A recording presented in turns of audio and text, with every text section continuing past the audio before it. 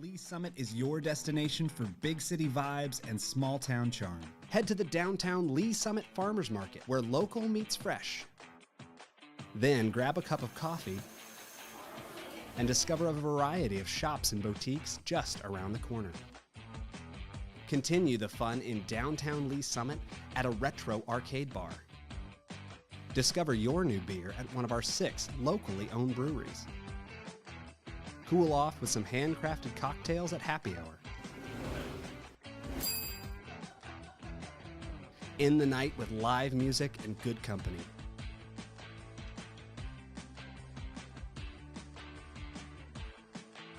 Lee Summit, Missouri. Hello, Lee Summit. I'm Laura, and this is your flash briefing for the week of April 7th. City Council meet for regular session Tuesday night, 6 in Council Chambers and City Hall. Meetings are open to the public or watched live on the city's YouTube channel. If you can't watch, catch the recorded meeting on demand on the YouTube channel or by subscribing to the Council Debrief newsletter, which breaks down 3 to 4 key agenda items. Subscribe at cityofls.net. Help keep medications out of waterways by participating in National Drug Take-Back Day on April 26th from 10 a.m. to 2 p.m. This event is a safe and convenient way to dispose of unwanted over-the-counter and prescription drugs. Drop-off locations include the Lee Summit Police Department, the Lee Summit Medical Center, and the Places Restaurant at John Knox Village. Your feedback is needed on the city's capital improvement plan, which outlines anticipated city infrastructure improvements for fiscal years 2026 through 2030.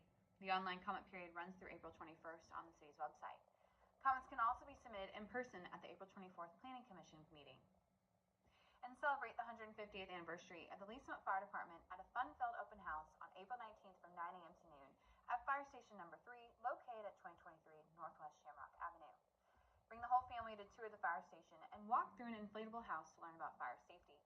Don't miss this opportunity to honor the legacy and join the celebration. Thanks for listening and have a great week.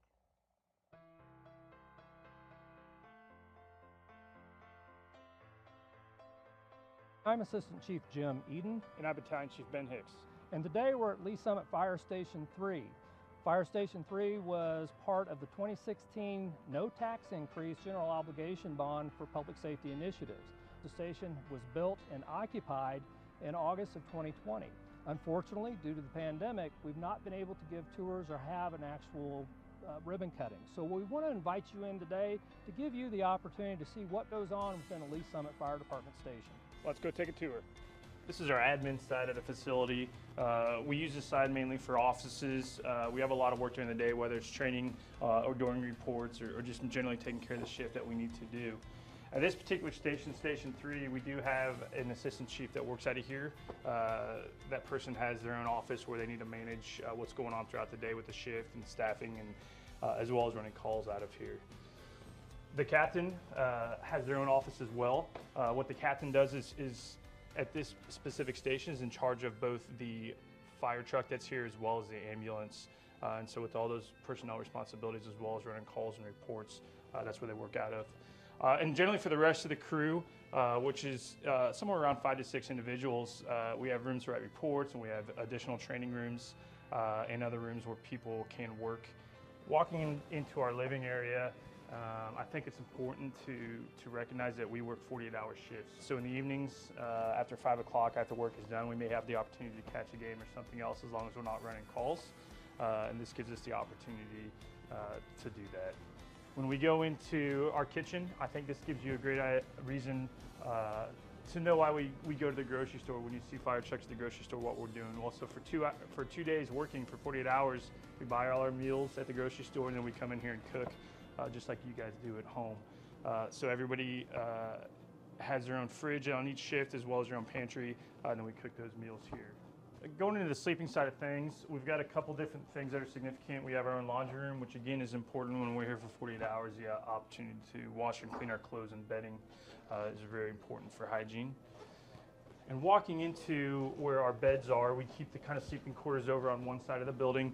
It gives us both easy access out to where our fire apparatus are, as well as kind of keeping it a little bit quieter for those people that have been up all night running calls. We have 11 bedrooms here at this station. And the reason we built it with so many bedrooms is we want to give ourselves as a city the opportunity to expand. So if we need to put another apparatus here or numerous other people working at this station, that's already in place as far as infrastructure goes, and we don't need to go back and try to make it bigger or better, and that's really important for us, especially because the old station was so small.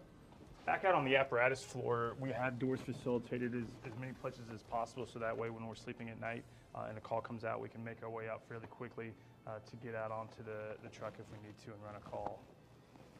On the other side of the station, we kind of have other stuff that we may want to keep separated if we want to. Physical fitness is very important to us as firefighters. So in order to better ourselves and make sure we're as healthy as we can to do this job, we have our own gym facility here that we kind of go throughout the day when we can and get an opportunity to come in and work out. Our goal when we run calls, when we get back to the station after calls, our goal is to get ready to go back as soon as we can to run another call. So we have the opportunity or capability here to fill up our air tanks. You can see firefighters wear the big air tanks on their backs and they use those in a fire. We can come back and fill those up and make sure that we're ready to go again when we're wanting to go run another call. We have our own workshop here. We work on a lot of our tools and making sure that everything's clean and operational, and this gives us the capability to do that, again, to make sure that we have everything we need and we're as capable as we can be running calls throughout the city. Cancer prevention is very important in the fire service right now. Because of that, we have an extractor machine, and what this does is gives us the capability when we come back from a fire, we can put our bunker gear into this machine and get all that really nasty crud off of our gear. Again, kind of getting back to that cancer prevention mode, allowing us to be as clean as we possibly can for the next call. And finally is our bunker gear room. We each have our own individual locker. This gives us the opportunity to store our gear when we're not here working in between shifts, as well as keep a clean extra set on here in case we do run a fire and we need to clean our current gear. Typically, this is where your day starts off at the fire station. You come in and get your gear and put it on wherever you're working that day, and then you end the same way, bring your stuff back to your locker to go home after working. This is Med 3. This ambulance just currently moved into the station from Station 7.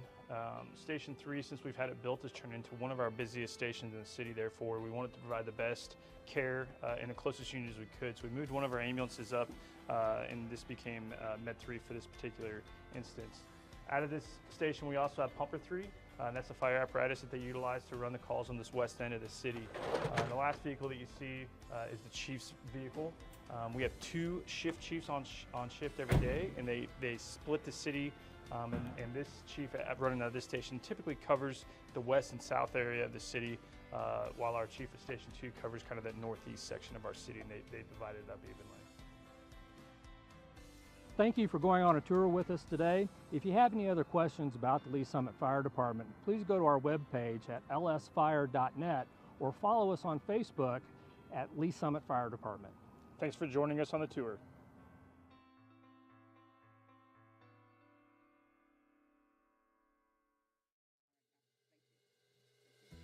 Councilmember Hodges. Thank you. I love where you guys are coming from. You're local and you're all kind of coming together. But where I'm struggling with from the last time that we talked about this, I think it was maybe October. I actually grew up in my district. We moved here my sophomore year in high school. My parents still live in the same house, and I just went through high school here and then have stayed in Lee Summit ever since. The neighborhood that my parents live in is Canterbury. My favorite thing, and I still do to this day, is I love to go running. They have the best sidewalks. I feel like you can go for days. So now I still get to do that. Since I live not too far from them, I get to use those same routes that I took during high school, and it's just fun. All right, let's see it, Jess. Come on.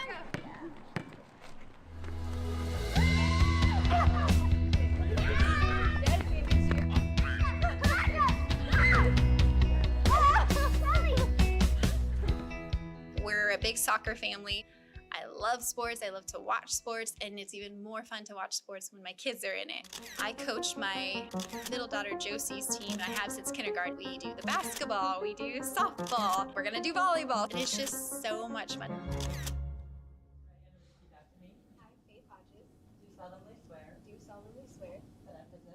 Something that I would like to accomplish while on city council is to get more family activities here. You know, I don't want to have to be driving my family to, say, the Kansas side or any other city but my own.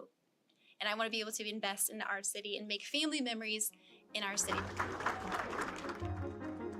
Open the public hearing in the matter of K1 Speed, Diventures, Crack Shack, Blue Jeans Golf. Councilmember Hodges. I just want to say thank you for bringing us to Lee Summit, because I grew up at this. My grandpa would take us there, so I'm excited that now I can take my kids there.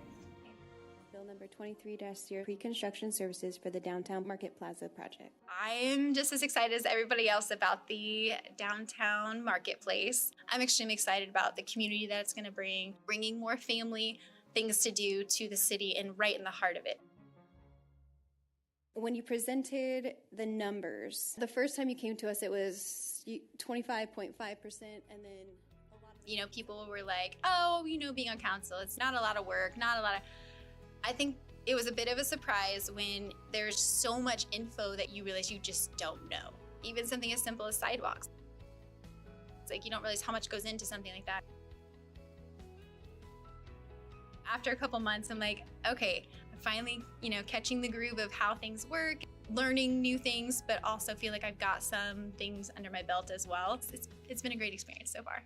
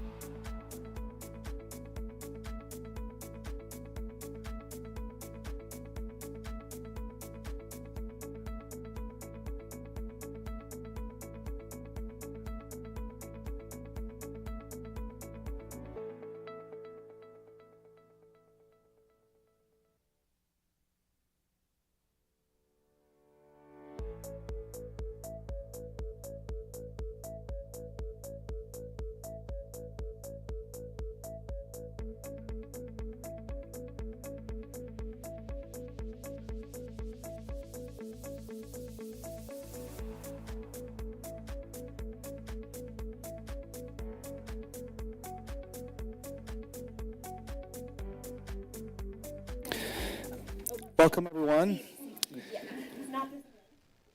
Would you please rise for the Pledge of Allegiance and for the invocation and stay standing for the Pledge of Allegiance. Heavenly Father, we gather today as stewards of this city, entrusted with the well-being of our neighbors and the future of our community. Grant us wisdom in our decisions, respect in our dialogue, and unity in our purpose. May our hearts remain open and our minds clear and our intentions rooted in service.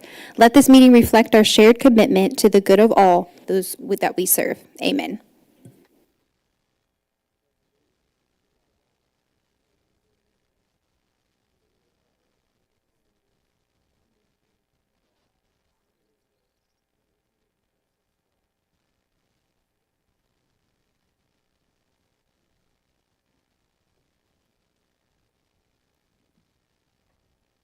Again, welcome everyone. I'm calling to order the City of Lee Summit regular session number 33. Can I get a roll call, please? Councilmember Funk. Present. Councilmember Lovell. Here. Councilmember Carlisle. Councilmember Hodges. Here. Councilmember Rader. Present. Councilmember Pryor. Here. Councilmember Shields. Here. Mayor Pro Tem Lopez. Here. Mayor Baird. Here. Okay, the first item on the agenda is the approval of the agenda. Could I get a motion? I have a motion to adopt the agenda by Councilmember Shields, seconded by Councilmember Hodges. Discussion? Seeing none, please cast your vote. Oh, Mayor, Councilmember Lovell? Aye. I'm going to have to do voice too because Councilmember Pryor? aye. Very good. Thank you. It passes 8-0. Next on the agenda is the approval of the consent agenda. I have a motion to adopt the consent agenda by Councilmember Hodges, seconded by Councilmember Shields. Discussion? Seeing none, please cast your vote. Councilmember Lovell? Aye. Councilmember Pryor? Aye. Thank you. All votes are in. Please record the vote. It also is unanimous. Thank you all. Next is Council Roundtable. These are items of general interest, things going on in the community, things of that nature. Councilmember Shields. Mayor, I got the opportunity to attend downtown Main Street's Wine Walk this past weekend. Great event with lots of local businesses participating and great turnout, even though it was quite chilly out. So just want to recognize them for that. Very nice.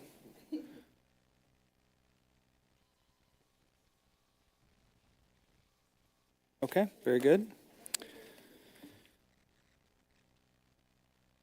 I'm going to keep going then. Public hearings, we've got a few, so we'll dive into business. Close the regular session and open the public hearing in the matter of agenda item 4A. This is a preliminary development plan, a duplex, 724 Southeast 10th Street, Reed Holdings GP LLC is the applicant. Would all those wishing to speak to this matter please rise and be sworn in by the city clerk. Does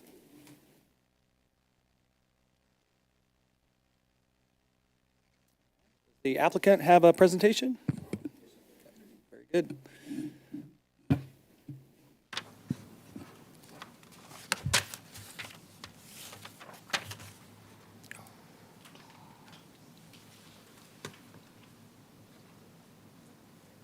You give him the overhead screen?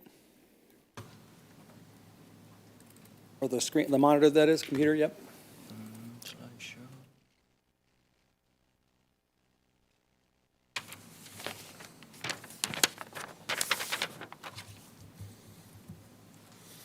Test, test, can you hear me? Yes. Good evening, everyone. My name is Austin Reed, and I'm with Reed Holdings, and I just want to take this time to thank you guys for allowing me to present to you today. We are here to discuss the Summit Point duplex, which we plan to develop here in Lee Summit. Next slide. So a little bit about us here at Reed Holdings. We're a small veteran-owned, family-owned company. We do a little bit of everything within the real estate realm. That's fix and flips. We have long-term hold rentals, and then we do small developments such as this. Some of our most recent projects are down at the Lake of the Ozarks, Osage Beach to be more specific, where we've done up some commercial buildings down there. And then we do have some deep roots here in the community, which is why we want to develop here as well. My father was a project manager in the area for 30-plus years. I went to school and played sports here. Now my son is going to school here as well and is on a traveling baseball team. So we're excited to develop here and hopefully build a great relationship with you guys and develop more in the future. As far as the location, it's going to be on the northwest corner of 724 Southeast 10th Street, as demonstrated with the arrow there. Behind that is a commercial Tele Tire. To the left is a commercial storage facility, and then across the street is actually a vacant lot as well. We currently own the multifamily that's right next to it, which is a fourplex. And then I kind of jumped to the gun there. Just for better reference, that is just south of Highway 50 and Oldham Parkway, and there's south of the Comfort Inn Hotel there for a better reference for you. Here we have our development plan, our site plan here. As you can see, it's already a developed street, right? So we already have existing sanitary and water there on the street, so it'll be easy to tap right into. You'll also notice there's a pretty defined berm line right there on the west side of the property. We fully intend to keep that intact. Once we do our grading and do all our foundation work, we want to keep that in place, right? So we keep that separation from the residential and the commercial buildings there to the left of us. As far as setbacks go, on the front we're 25 feet from the street. Side is 32.6. The other is 35.2. And then the back we are a little short. We're at about 17 feet. Now we have asked for a variance from the city for that setback. I think they're going to dive in that too a little bit more, so I won't jump on their toes too much. And then I also have my engineer here with me, Tom, in case you guys have any questions for him as well. Next up, we have the elevations. As far as materials being used, right, on the top, we're just going with your typical asphalt shingle, and that's going to match the existing properties within that neighborhood. Moving on down is a Harbor Ridge vinyl slate siding with a .44 thickness just to add a little bit more durability. I know sometimes rentals get thrown up, right, and they have some of the cheaper siding, so we didn't want to go on the cheaper end of that side. And then moving on down, we are going to have a brick modular wall on front and half of the side as well. Okay, moving all right along. Same with the rest of the building, same materials used throughout. And then here we have a few different perspectives for you. Like I said, we're using a lot of brick on the front. We found that important to incorporate as 3 of the 4 buildings on that street are all brick and that other one having siding. So we try to incorporate a little bit of everything just so everything flows well on the street and we add some value there. Okay, that's all I have for you guys today. Happy to answer any questions that you may have. And like I said before, I have my engineer Tom with me, and then my architect is virtually on with us too if you guys have any questions for him. Very good, thank you. Thank you for your time. We'll do the staff presentation now.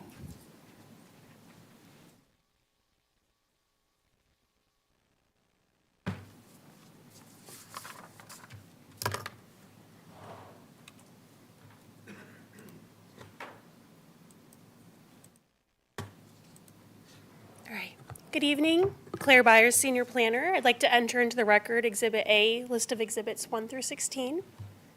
Please enter into the record Exhibit A, list of exhibits 1 through 16. The applicant is seeking approval of a preliminary development plan to develop the western portion of the subject 0.61 acre site, the 2,682 square foot 2-story duplex.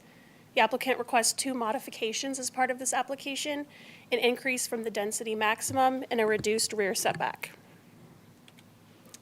The subject property is zoned RP3 and is located south of the intersection of Southeast Oldham Parkway and Southeast Bridgehampton Way. To the north and west is commercial and industrial zoning, and to the south and east is the Bridgehampton neighborhood, a mix of RP3 and R1 zoning.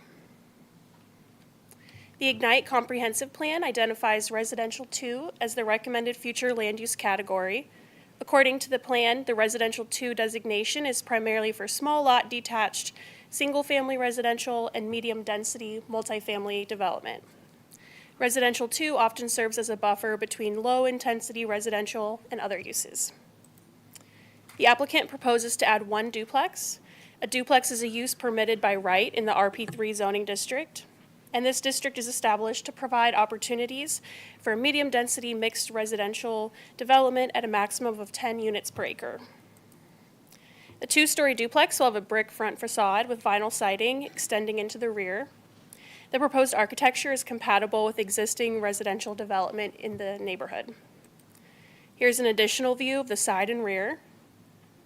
And then here are proposed elevations in comparison to the quadplex just east of the lot. The brick will match existing brick color of adjacent development, as will the asphalt shingles roof. And the existing quadplex elevations are consistent along almost the entire cul-de-sac. So the applicant is seeking a modification to UDO section 6.040 for setback relief. The minimum rear principal building setback in RP3 zoning is 20 feet for a duplex. The applicant has proposed 15-foot rear setback for the northern property line, which is adjacent to the Tell Tire and Auto Zone, zoned in CP2.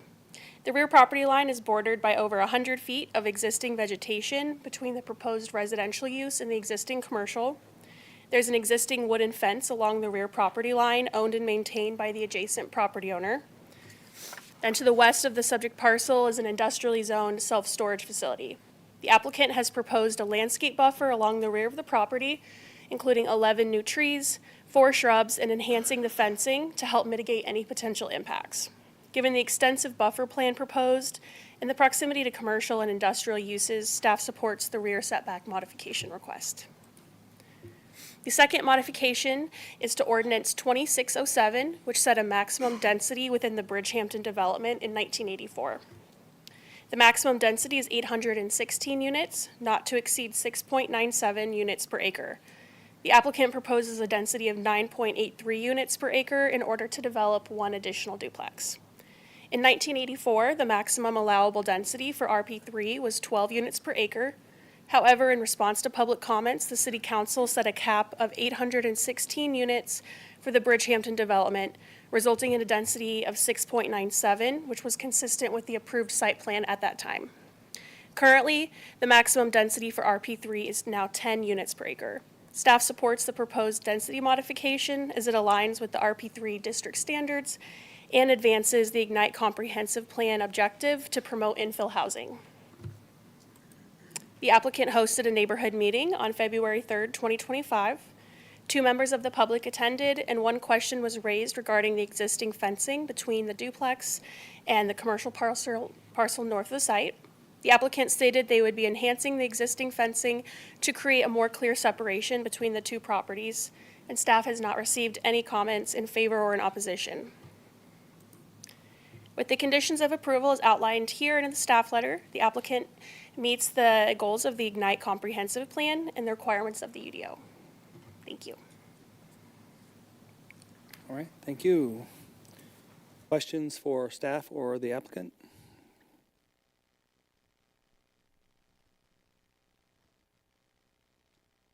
Yes, Councilmember Shields. Why does this have to have a PDP? Due to the density. So because it exceeds the allowable density, it triggers a preliminary development plan for modification approval. Just the density for this particular subdivision? That's correct. So it has a specific density separate from the RP3 district.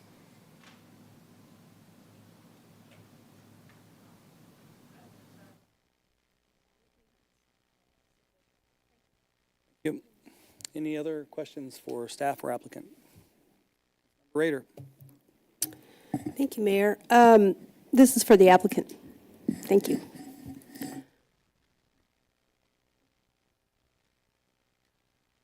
You introduced yourself as a company that builds, I guess, more than just one duplex, correct? So you're building in, you said like the Ozarks and different places. Mostly just at the lake right now. But yes, we plan to on the future, yes, ma'am. Are you going to do anything else in this area? As far as like the lot across the street, is that what you're saying? Mhm. Well, someone owns that parcel right now. Okay. We'd love to build on it if they sold it to us. But at this time, no, there's no plans. So let me ask you now, are these for rent, Yes, it'll be a long-term rental. long-term rental? Do you have any idea of what the rents will be for these, or?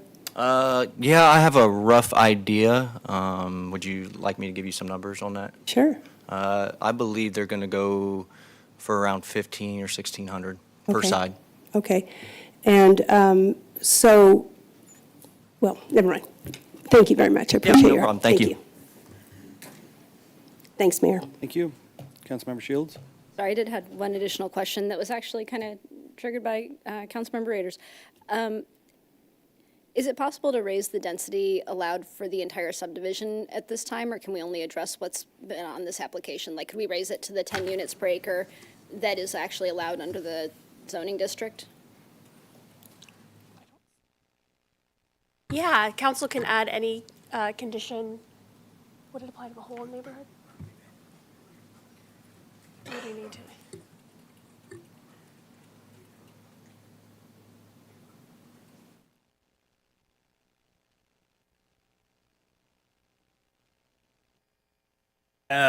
So the original preliminary development plan set the density for the entire neighborhood. So we probably would want to have a public hearing for the entire neighborhood at that time to raise the density on a whole scale level. Sorry. Okay, thank you. Thank you.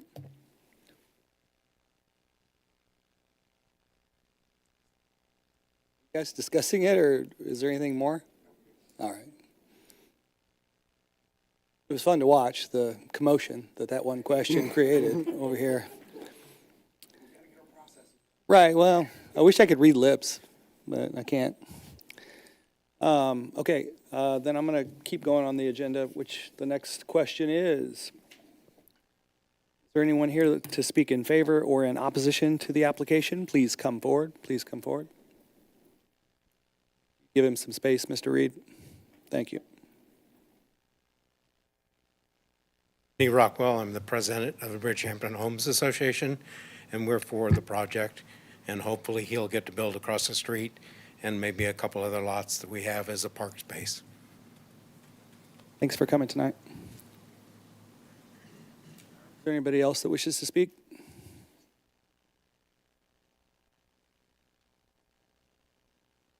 Additional questions from council? Does the applicant care to make any further comment? Mr. Reed? Thank you. Hearing no further testimony, I'm closing the public hearing and reopening the regular session. Is there any council discussion on this application? Councilmember Shields. Thank you, Mayor. Just start off with, I'm in full support of this. I see no issues with it. I understand that we have a process and we follow that process, but it seems really silly to me that to build a duplex next to a quadplex in an area that's already zoned for this level of density required this developer to go through all these hoops, to have a PDP, to go through planning commission, to go through city council, to go through neighborhood meetings, which I appreciate public engagement, but they're building one duplex. And to expect someone to jump through this many hoops to invest in our community in this infill development that we've said we want to see more of, it's ridiculous. So I'm really glad that they were willing to go through this process, and I appreciate that they came with this plan to put this development in place that even apparently the neighborhood really wants to see, which is great. I just wish that this were easier. And I think this is a warning to us when we put a lot of restrictions on projects that we do approve, that those stay forever, and that 50 years from now, someone has to go through and jump through all these hoops to do a little infill development on a single lot. And I think it's important to think about that when we put these restrictions in place, that we can be our own worst enemy sometimes. So, I mean, you guys know I have opinions, but I'm glad that this is going through. I just wish that there hadn't been so many hurdles. So, thank you. Thank you. Other comments or discussion?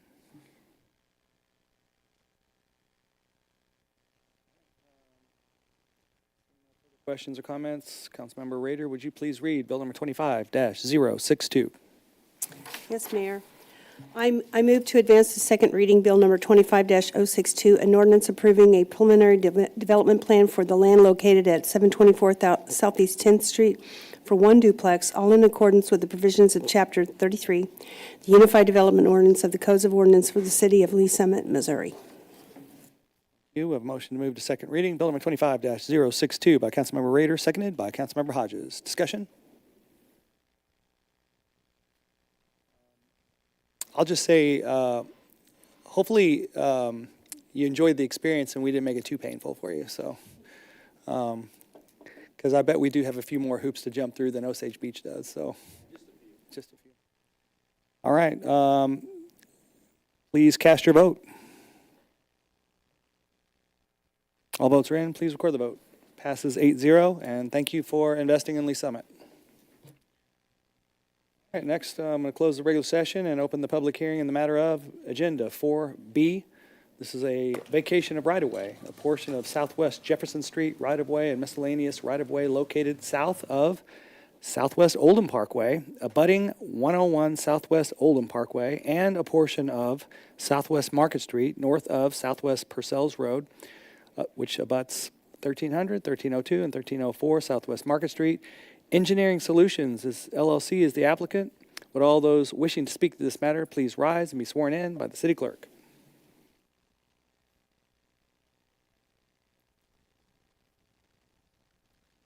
All right. Mr. Soto, are you going to do the presentation first? All right.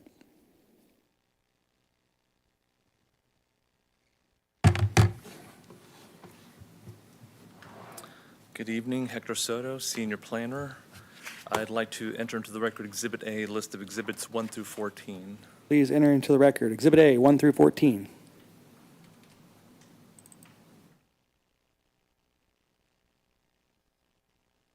So this presentation my plan is to do similar to what we did in Planning Commission, where I'll just give the presentation and the applicant is here to answer any questions, should there be any, just from the straightforward nature of the application.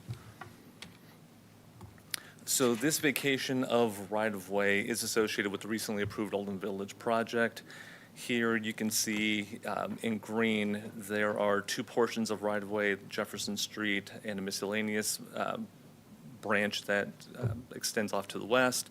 And here you can see an area that makes up the existing portion of Market Street. As you recall, the area is generally zoned PMIX for most of the property that will make up the Oldham Village project. There's some single-family residential zoning and some industrial zoning in the area that makes up a couple residential lots and the Abundant Life Baptist Church property. So like I said, we're dealing with two portions of right-of-way. So this first piece is about 34,000 square feet that makes up existing Jefferson Street right-of-way that will eventually, as part of the Oldham Village project, require the realignment of Jefferson Street as it makes its intersection with Oldham Parkway. So once that occurs, the existing right-of-way for Jefferson that just travels directly north-south, with that making that intersection with Oldham Parkway, will no longer serve a public purpose, and therefore we're supportive of the vacation. There is a little bit of a branch of some miscellaneous right-of-way. There's no street on it, as you can see here. There's an overlay on where that exactly sits relative to the Odessa property. So I mean, there's never been a roadbed there. So it just protrudes into the Odessa property. The inset here on the lower right, again, just to give you some context as to how this right-of-way sits relative to the future lots. You can see that once the right-of-way is vacated, it'll make up some commercial lots here at the southwest intersection of 291 and Oldham Parkway.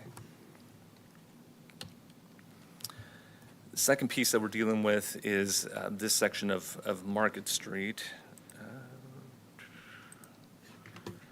So here you can see that it abuts the length of two lots where you have some existing industrial buildings.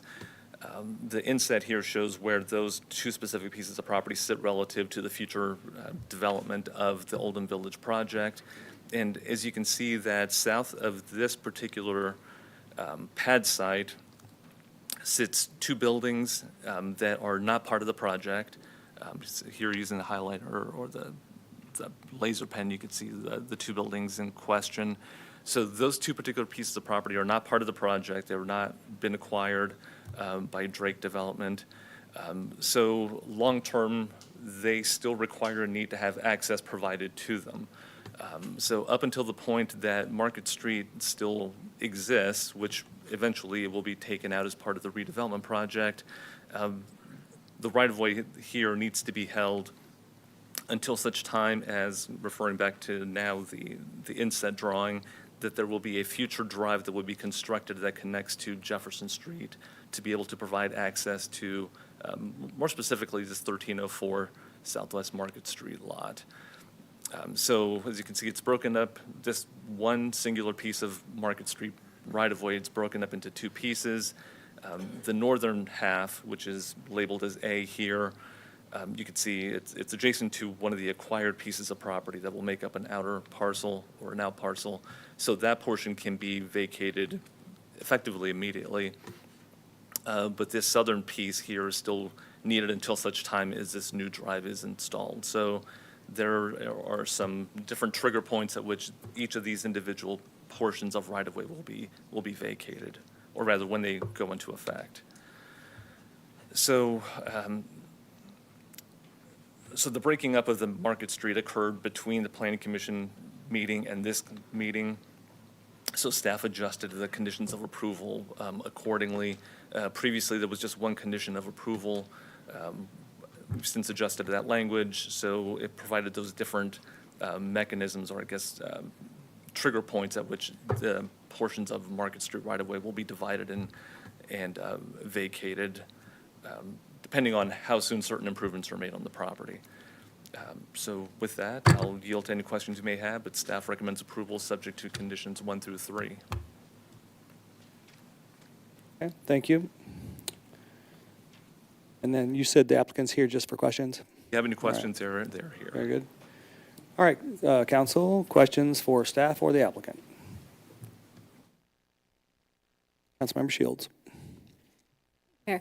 The part of Market Street that's north of these parcels, is that still going to be public right-of-way, or? Right. It's been MoDOT right-of-way, but there's conveyance of that right-of-way that's already in process, if not already completed with the applicant. So those two little A and B parcels, we're dealing with those right now because that's a city part of the right-of-way? Right.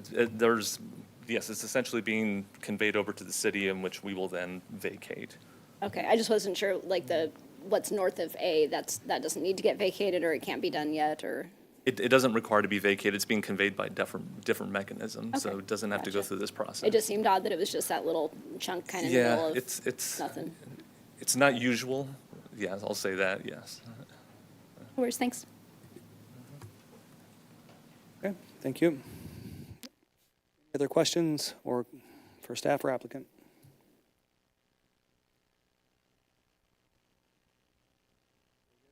Is there anyone that wishes to speak in favor or in opposition to the application? Please come forward.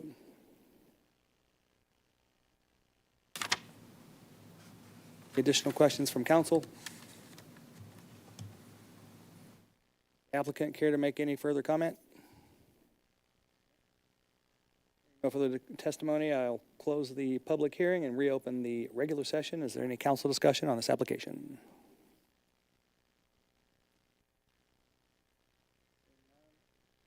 Funk, would you please read Bill number 25-063? Yes, thank you, Mayor. I move to advance the second reading in an ordinance vacating a portion of Southwest Jefferson Street right-of-way and the miscellaneous right-of-way located, south of Southwest Oldham Parkway, abutting 101 Southwest Oldham Parkway, and a portion of Southwest Market Street north of Southwest Persels Road, abutting 1300, 1302, and 1304 Southwest Market Street in the city of Lee Summit, Missouri. Thank you. We have a motion to move second reading, Bill number 25-063 by Councilmember Funk, seconded by Councilmember Hodges. Discussion. Seeing none, please cast your vote. All votes are in. Please record the vote. It passes 8-0. That will go to second reading. Thank you all. I'm going to close the regular session again, open the public hearing in the matter of Agenda Item 4C. This is also a vacation of right-of-way, a portion of right-of-way at the intersection of Northwest Sloan Street and Northwest Main Street, Northwest Commerce Drive, abutting 7 Northeast Sycamore Street. Engineering Solutions LLC is the applicant. Would all those wishing to speak to this matter please rise and be sworn in by the city clerk.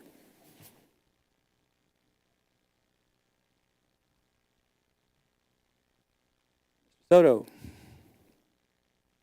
Director Soto, Senior Planner. I'd like to enter into the record Exhibit A, list of exhibits 1 through 16. Please enter into the record Exhibit A, 1 through 16. So this application is similar in the sense that it is another application for the benefit of the development of adjoining property involving excess right-of-way for which the city has no need and no longer serves a public purpose. So in total, we're looking at about 4,400 square feet of area. Here there's a side-by-side photo, the two aerial photos. You can see on the left the former alignment of Sloan Street. And then you can see to the right of that the current alignment of Sloan Street once Main Street was relocated as part of the Lee Summit Logistics development that was approved in 2022. So highlighted in red is the portion of remaining or excess right-of-way where the road used to run. So just following where some of that erosion control is still. You can see the alignment used to run this way and then ran right through here, but now it makes more of a 90-degree angle with the relocated road. And now you have this excess right-of-way that's highlighted here in this inset drawing here. So the applicant is requesting that that excess portion of right-of-way be vacated and be absorbed into the apartment development that will be developed soon here on this east side that was previously approved. And this particular application for the apartments, it's already in.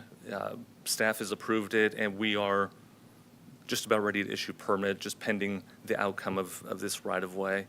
So if approved, this right-of-way would be absorbed into this development, and it's not going to have any buildings on it. It's just going to have just some additional landscaping and open area. Here you can see the limits of the improvements on the existing property. So you have a couple of garages, the trash enclosure, and the limits of some parking, the parking lot. So essentially, they're just looking to gain that additional property, and it'll improve or increase some of the setback or separation from the existing buildings to the street itself and from the right-of-way. So with that, staff recommends approval of the right-of-way as requested. Okay. Questions for staff or the applicant?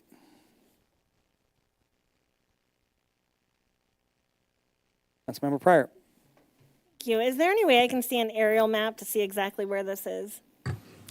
Sure. And what did you say the name of this apartment complex is? The Haven.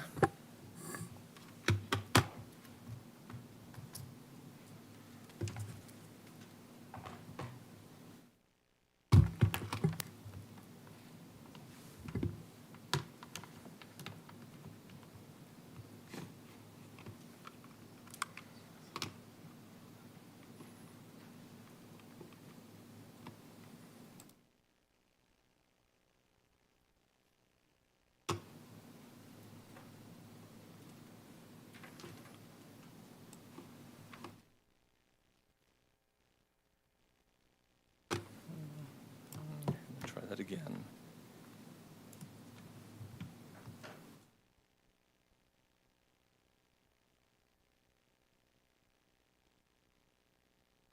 I think I'll probably use this, yeah.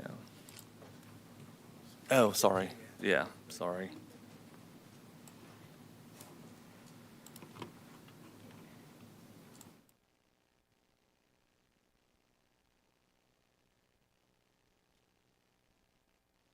So you have the police station here.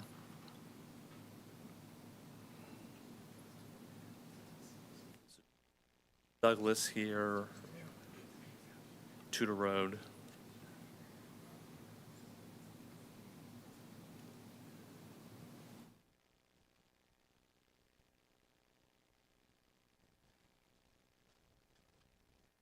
Okay, thank you very much. Thank you. Questions for staff or applicant? Shields. So at the end of the day, this is less area for the city to mow, and they're going to put in some landscaping to kind of make it look a little nicer when they build this development. Yes, it'll be green space. It'll have some landscaping, like apartment developments or any development has a minimum amount of street frontage landscaping that is required, so there'll be some landscaping through that area as well. All right, thank you. Thank you. Is there anybody that would like to speak in favor or in opposition to the application? Please come forward. Any additional questions from council? Applicant care to make any comment? Good. Hearing no further testimony, I'm closing the public hearing and reopening the regular session. Is there any council discussion on this application?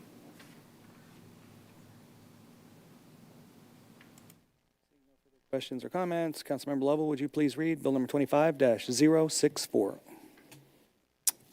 Thank you, Mayor. I move to advance the second reading, Bill number 25-064, an ordinance vacating a portion of dedicated right-of-way located at the southeast corner of Northwest Sloan Street, Northwest Main Street, Northwest Commerce Drive, abutting 7 Northeast Sycamore Street in the city of Lee Summit, Missouri.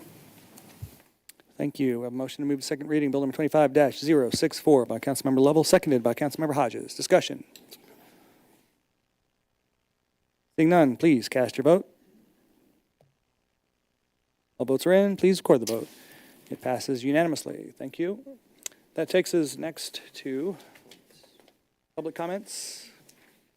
I have not received any requests for public comment. Public comments. Thank you. Then we will go into presentations. We have a presentation tonight. It's a conceptual economic development incentive request for Hyundai Automotive dealership at 1231 Northwest Ward Road. Victory Hyundai of Lee Summit is the applicant. This is not a public hearing, so we're not swearing people in, but it's to get some type of feel from council as far as appetite for giving some incentives for a development I believe that we have already basically approved, but that things have changed as far as the conditions and situations. So with that said, I believe we've got numerous people here to present. Who's going to lead us off?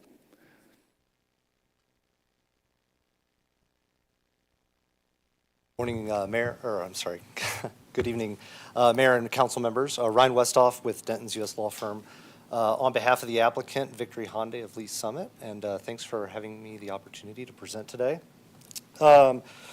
Wanted to introduce you to this project and introduce you to the applicant, give you a good sense of what we're trying to do here.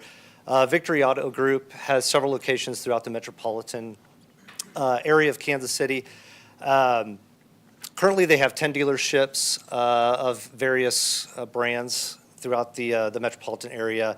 This Hyundai dealership proposed for Lee Summit would be the second Hyundai dealership. The other one's located in Legends out in KCK. And Victory Hyundai is the flag of a larger auto group of Premier Automotive, which is located in several states throughout the country, based in Louisiana, headed up by Troy Duwan, who has been a pillar in not only in the Louisiana community, but a pillar in all the communities in which he's hosted and owned car dealerships. Community involvement is one of the first things that Mr. Duwan asked me to present about, just because it's one of the most important things to him when entering into a new community when proposing a car dealership. And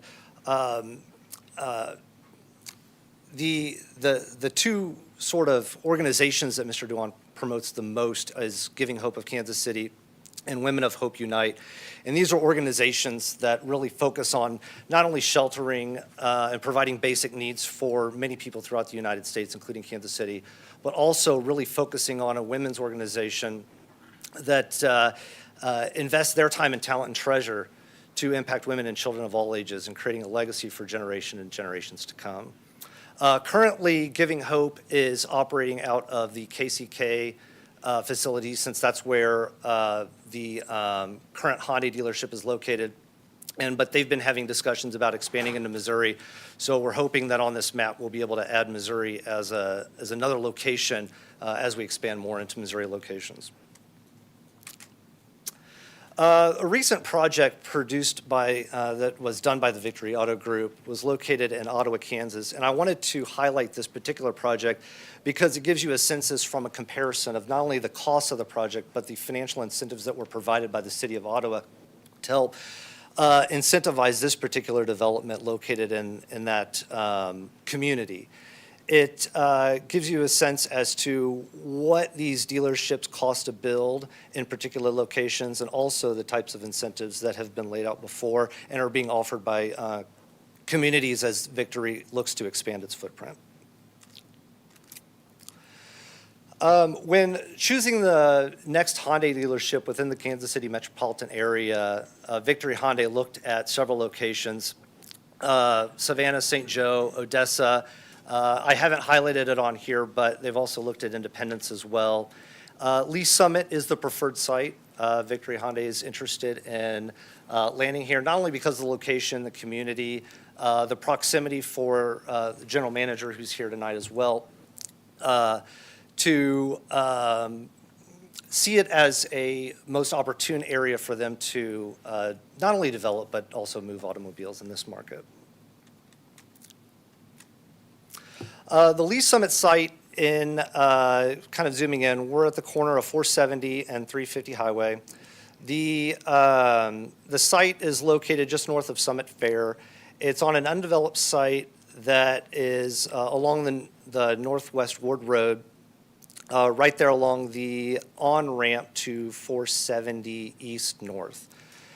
The site is formally within a project area of Lee Summit East TIF plan, and I've got Steve Rich of Townsend Development who's going to provide a little bit more background on the history of this site, the incentive that was in place before, and the difficulties in developing this site in particular to date, and which is why we view this as sort of a good opportunity to bring in a good company to develop a site that has not had success in being developed in the past, even with incentives approved by this body. The other thing I would like to note is just with respect to the city's economic and development policy, the site is located within the Douglas Tudor Road targeted planning area. So it is a targeted area for development by the city. Just giving an overview of the project itself, site development plan, fairly straightforward. Showroom and service with several parking spaces. And Mr. Rich will get into this as well, but you'll notice on the east side there's a shared parking drive with an additional development that was anticipated to be another car dealership that is no longer going to be in place, at least as of today. Just an overview of some floor plans, giving a sense of the project, elevations, and then the most important, renderings, just to give you a sense as to what the project will look like upon being developed. The public benefit that we want to try to emphasize, and just to sort of get to the value add of this project, is the additional traffic light turning lane that's going to be developed, shared access road, which again Mr. Rich will get into in a little bit, storm sanitary sewer, and charging stations obviously are not public, but yes, they provide a public benefit in that anybody will be available to be permitted to use these charging stations in this particular location. Drilling down into numbers a little bit, and I know Mr. Bishop will have a little bit more to expand on this, but just to give you a sense of the overview of where the project's going to be funded and how the sources of funding are going to be used.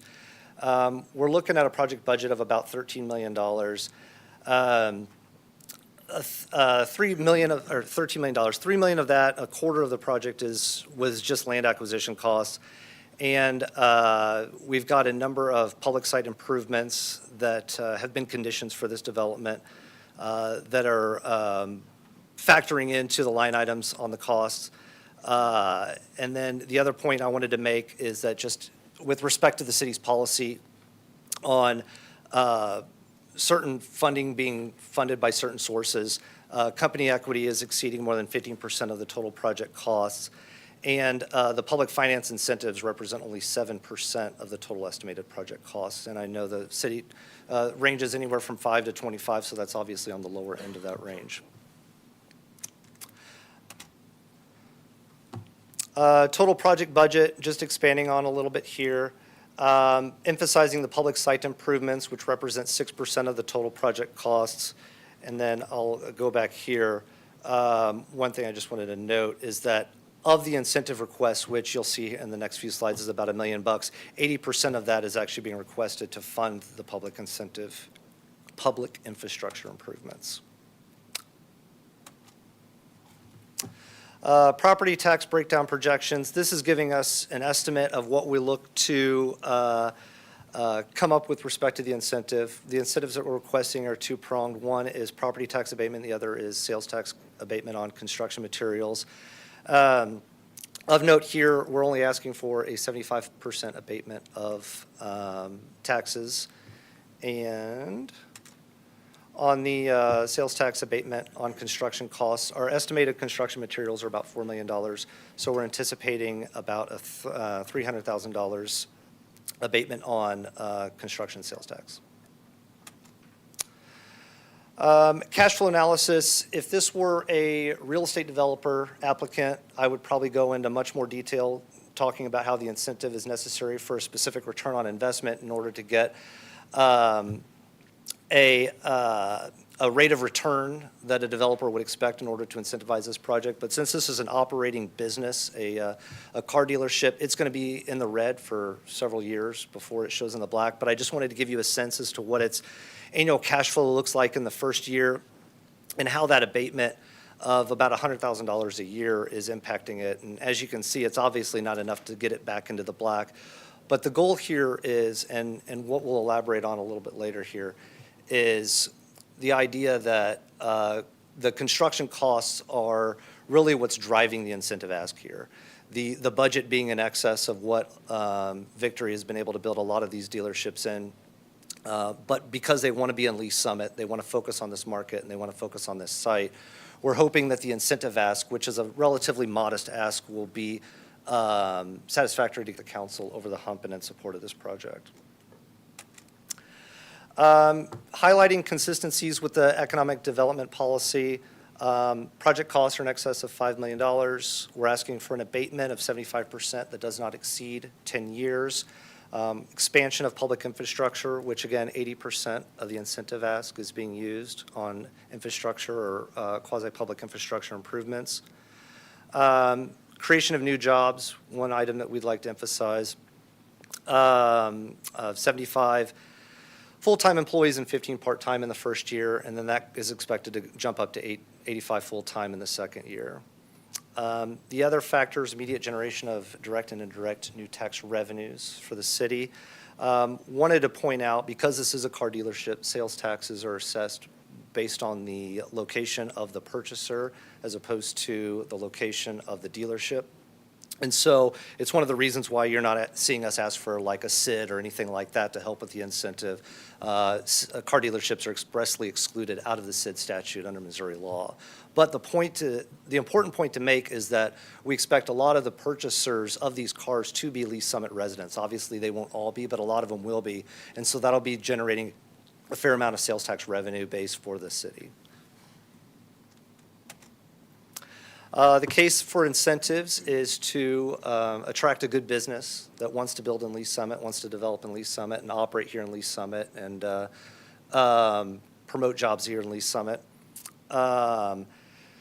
Encouraging development on the site where there have been prior public incentives that have not been successful in developing that site. And then obviously the needs, going back to the construction costs, that are higher than expected in light of the neighboring development not occurring. And then without the abatement, just projected real estate tax expenses and construction sales tax eating into the construction budget.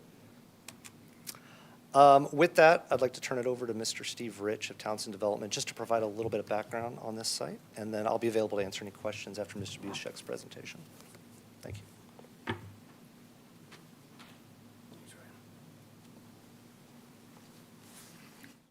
Good evening, Mayor, members of the City Council. My name is Steve Rich, and my address is 837 Northwest Donovan Road here in Lee Summit, Missouri. I'm here tonight to speak in favor of this financial incentive request for Premier Automotive's new Hyundai dealership in Lee Summit. However, I have to be full disclosure to you all. I have no financial interest in this project whatsoever. And I want to describe basically the way this project all came together and why we're here. And I'll make it brief, by the way. As most of you know, I've been involved in the redevelopment of the Summit Technology Campus and the 300 acres surrounding it for almost 30 years now. In this particular portion of our site, which is in the northwest corner of the project area, we have considered several different types of uses for this land.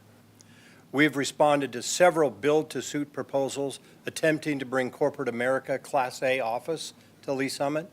We've considered several different types of industrial users. And about 4 years ago, we were under serious consideration with the federal government to develop a 700,000 square foot building to centralize the storage of all the immigration files in the country. However, all of those projects did not come to fruition. Also, several years ago, with our joint venture partner, Red Development, we had proposed a project known as Summit Place. Summit Place had two main acres, Sam's Club and Cabela's. At the time, we were awarded one of the largest TIF awards in the history of Lee Summit at the time. However, even armed with all of these incentives, we were not able to bring that project to fruition. So fast forward to where we're at now. The question might be, why would Premier Auto be in front of the City Council now at this point in the development process requesting a financial incentive? Quick summary. Approximately 3 years ago, I met a man by the name of Paul Walzer from Minneapolis. He's the owner of Walzer Automotive. Mr. Walzer at the time believed that he was going to be awarded both the Hyundai and the Genesis flag for Lee Summit. However, 1 week after closing on the land, he learned that he was only going to be awarded the Genesis flag. And unfortunately, Hyundai required him to build that dealership in Merriam, Kansas. Next, I met Mr. Troy Duhan from Premier Automotive. Mr. Duhan's group had been awarded the franchise for the new Hyundai dealership in Lee Summit. However, they were under an expedited schedule, to design, build, and open this dealership under very tight time constraints.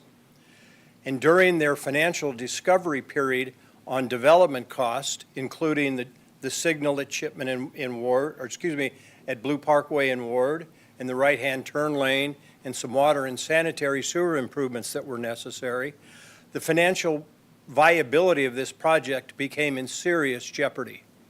So serious, in fact, that they began to study locations in other jurisdictions, vis-a-vis Independence, St. Joe. You saw Ryan's slide earlier. So why am I in support of this project? I'll be very clear about it. Number one, we have an opportunity to bring Premier Automotive to the city of Lee Summit. Premier is one of the largest and strongest automobile dealership owners in the United States. They are also a huge charitable donor, as evidenced through Giving Hope and Women of Hope. As a matter of fact, Giving Hope feeds over 11,000 people per day. Next, we have an opportunity for a capital investment in the city of Lee Summit of over $13 million, which will create somewhere between 75 and 100 full-time quality jobs. Next, now I got to read my notes here a little bit. I'm getting old.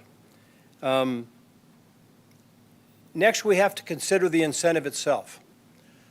This percentage of incentive, 7% project incentive on the development cost is very low based on projects that you've considered in recent years. And finally, we have an opportunity to bring Austin Duree here to Lee Summit. Austin is a quality man, and he's very excited about becoming an integral part of the Lee Summit business community and furthering the efforts of Giving Hope and Women of Hope. For that, I'll close and thank you for your time and consideration, and we'll be available for any questions you might have. Thank you. Thank you.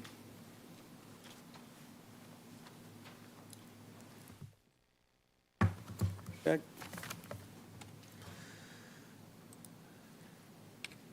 Good evening, David Bushek, Chief Counsel of Economic Development and Planning. My presentation tonight, usually I just walk through the request so you have an understanding of that, but there's actually a little more history here, so I have 3 parts to my presentation tonight. I'll summarize the incentive request for you like I normally do. Second, I'll walk through the history of the incentives in this area for this property specifically. And then third, I'll talk a bit about the economic development policy and a particular issue that you will need to deal with there. So to begin with, we start with my first slide, and this will walk through this incentive request as you're used to seeing me do for these type of requests. We start with the timeline summary. Fairly straightforward. During the construction period, they're requesting sales and use tax exemption on construction materials. And then for 10 years, they're requesting 75% abatement. So fairly straightforward what the request is.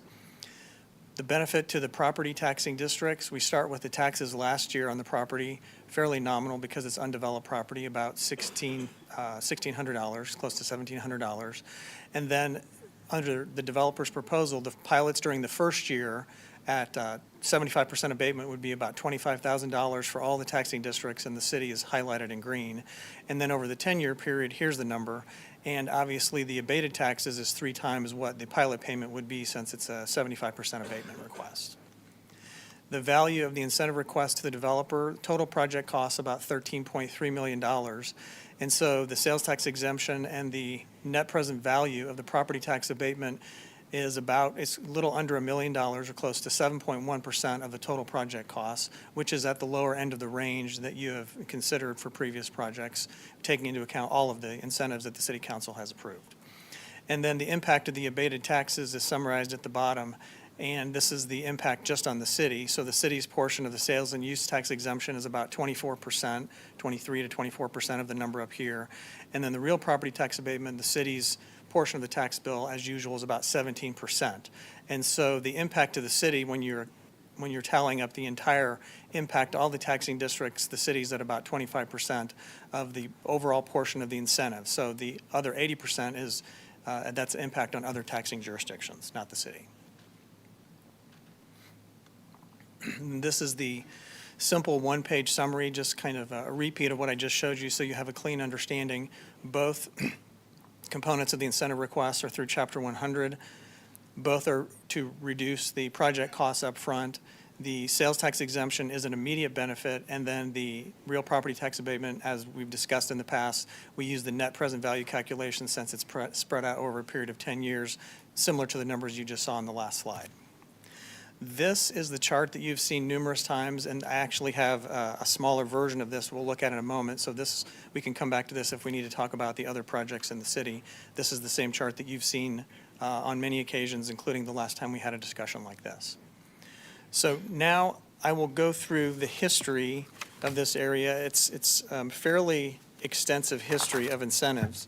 And I decided to go with a fairly simple, straightforward map. There's a lot of maps I could have pulled up, but I just went with a fairly simple map to illustrate the history in this area. So the TIF plan and the Community Improvement District for Summit Fair was approved by the City Council back in 2006. And then the project that was called Summit Place, that includes the property we're talking about down in this area, plus all the remainder of this property, the expansion of this TIF plan and this CID into this area happened in 2014. So the TIF plan, so it was an extension of this TIF and CID, but it essentially functioned as an independent project called Summit Place, like you see here on the map. The zoning was approved in 2014. TIF contract was executed in 2014. And then there was an extension of that in 2015. And then the TIF project, so this was actually an activated TIF project in 2016. And then in 2021, Mr. Rich and Townsend came forward and indicated that they would like to terminate these incentives, the Summit Place incentives, because it was being a hindrance on their ability to market the property. And so the city council in November of 2021 approved 3 ordinances that accomplished 4 things. It terminated the CID on this property, it terminated the CID agreement, it terminated the TIF contract, and it terminated the TIF redevelopment project. So as this property sits here today, there are no incentives that are in effect for this property. Everything I just described were approvals by the city council and then terminations by the city council. So there's no incentives provided today under all of those previous approvals. Then, as the last bit of history, in April of last year, the city council approved the rezoning, which was actually just a preliminary development plan for 2 phases. Phase 1 included the property that we're talking about tonight, and then there was a conceptual plan for Phase 2, which is more of the property over here. And so what you are faced with is a situation where you have already approved the rezoning through the approval of the preliminary development plan for this property. And the problem, I'm going to I'll come back to this slide in just a moment. The problem that creates under the incentive policy is found on page 13 of the incentive policy. The original incentive policy had this rule that says if a building permit has been acquired, then the city council will not grant incentives. And in 23, the policy was amended to say that if the project requires approval of a preliminary development plan, any intent to seek incentives needs to be made known to city staff prior to action being taken on that preliminary development plan. Failure to notify city staff of the intent to seek incentives may disqualify a project from considering incentives. So you're faced with that fact tonight. City council's already approved the PDP, and now you're considering this incentive request for the first time, and it was not raised before you approved the PDP. Developers already indicated why in their explanation and the presentation you just received. But that is an issue that you will need to wrestle with under the policy. Now, I'll go back to this page. You'll notice I added Summit Place here. This is sort of hypothetical because Summit Place, as I said, was approved and then the city council terminated it based on the property owner's request. If Summit Place were still on that chart that you've seen many times, this is what it would look like. Approval in 2014, about 43 acres. Total project cost $72 million. The previous incentive request that was approved was $18.5 million between the TIF and the CID, which was about a 25% incentive. And you can see how that scales to the 2 other roughly comparable projects, Summit Woods and Summit Fair, as you go from west to east across Chipman Road. So if Summit Place had been built, this is what the incentive would have looked like, but for the council terminating it at the property owner's request in 2021.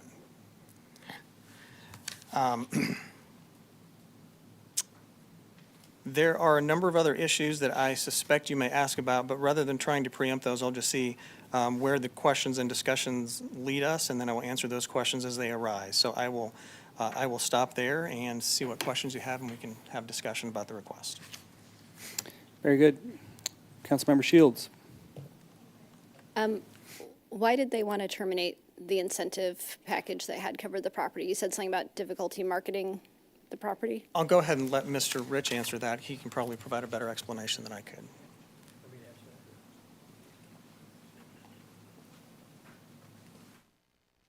Fundamental reason for that was Summit Place was envisioned as a retail development, and we haven't been successful attracting retailers, and that incentive was based on retail use and the sales tax that would be apparent to that. So once we figured out that retail wasn't in the cards for us, at least at that scale, because it was a complicated TIF agreement, and it involved some other projects also in the cash flow stream. So we just determined that it was best for us to terminate the agreement with the city and not cloudy up the water as we went forward with alternative users for the site.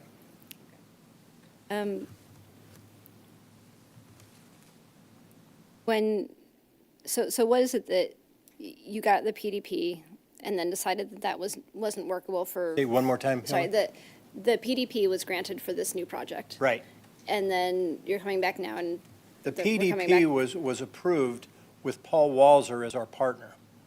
That's why I tried to describe that earlier. Paul Walzer was the purchaser of both of these lots from us. However, after we closed on the lot, after the PDP was approved, Hyundai changed their mind and they awarded the Hyundai dealership to Premier Automotive. So that's why we're here at this point in the development cycle. We know we're out of sync. We realize What I'm that. trying to get at is it because they're not being developed together that it's too expensive to do the Correct. needed infrastructure That's one of the just for reasons, one? yes. So, I guess, like you would have known about some of these required new signals or turn lanes or things like that, but it would have been feasible. They were aware of them, but once they started to drill down on all of the financial requirements for this project, it became prohibitive. And then all of a sudden, they started considering other sites. So I said, there may be an option here. Let's get this in front of the city. And I think the request at the level at 7% is a very modest request based on competitive projects in the city. But I understand your issues, and I don't disagree. That's why I tried to, maybe I didn't do an exemplary job, but tried to explain this, the way this deal came together and the where it sits today are literally night and day.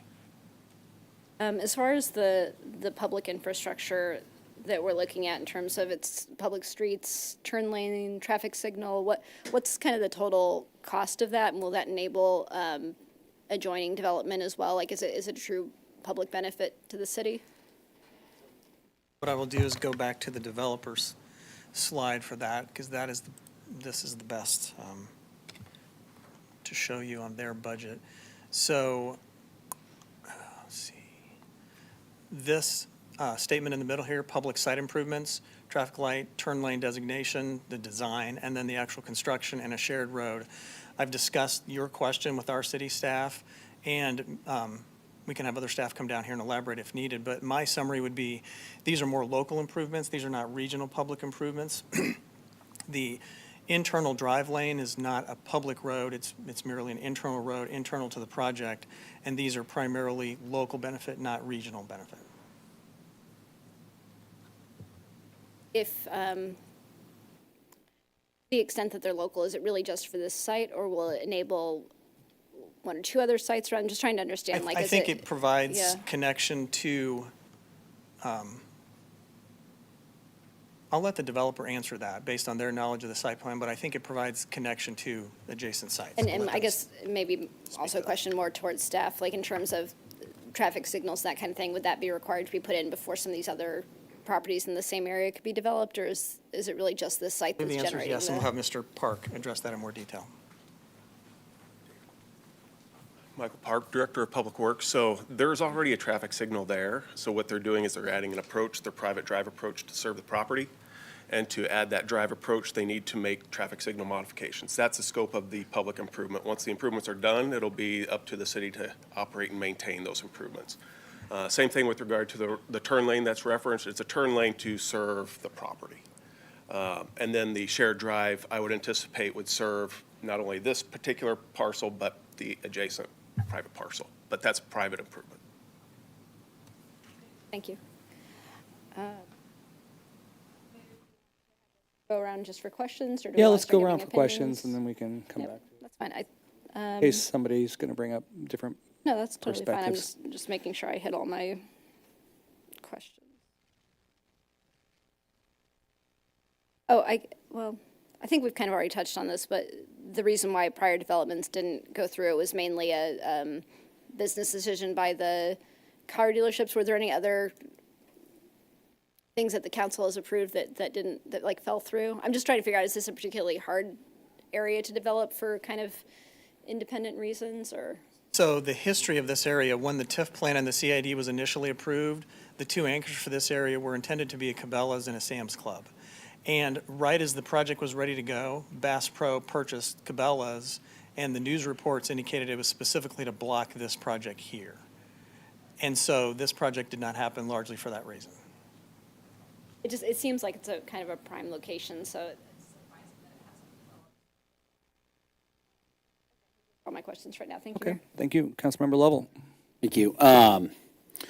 I feel like they kind of buried the lead here, but tell me more about these jobs. So I've heard 71 to 80-something quality jobs, and I just maybe kind of an understanding of just different roles and We're from, your lower level techs to your higher level techs.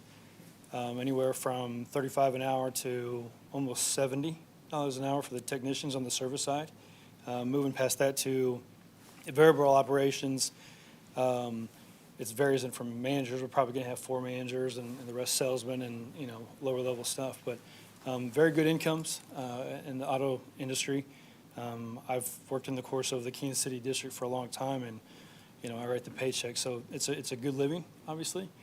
We'll be closer to that 100 mark as far as employees go, with part-time and full-time.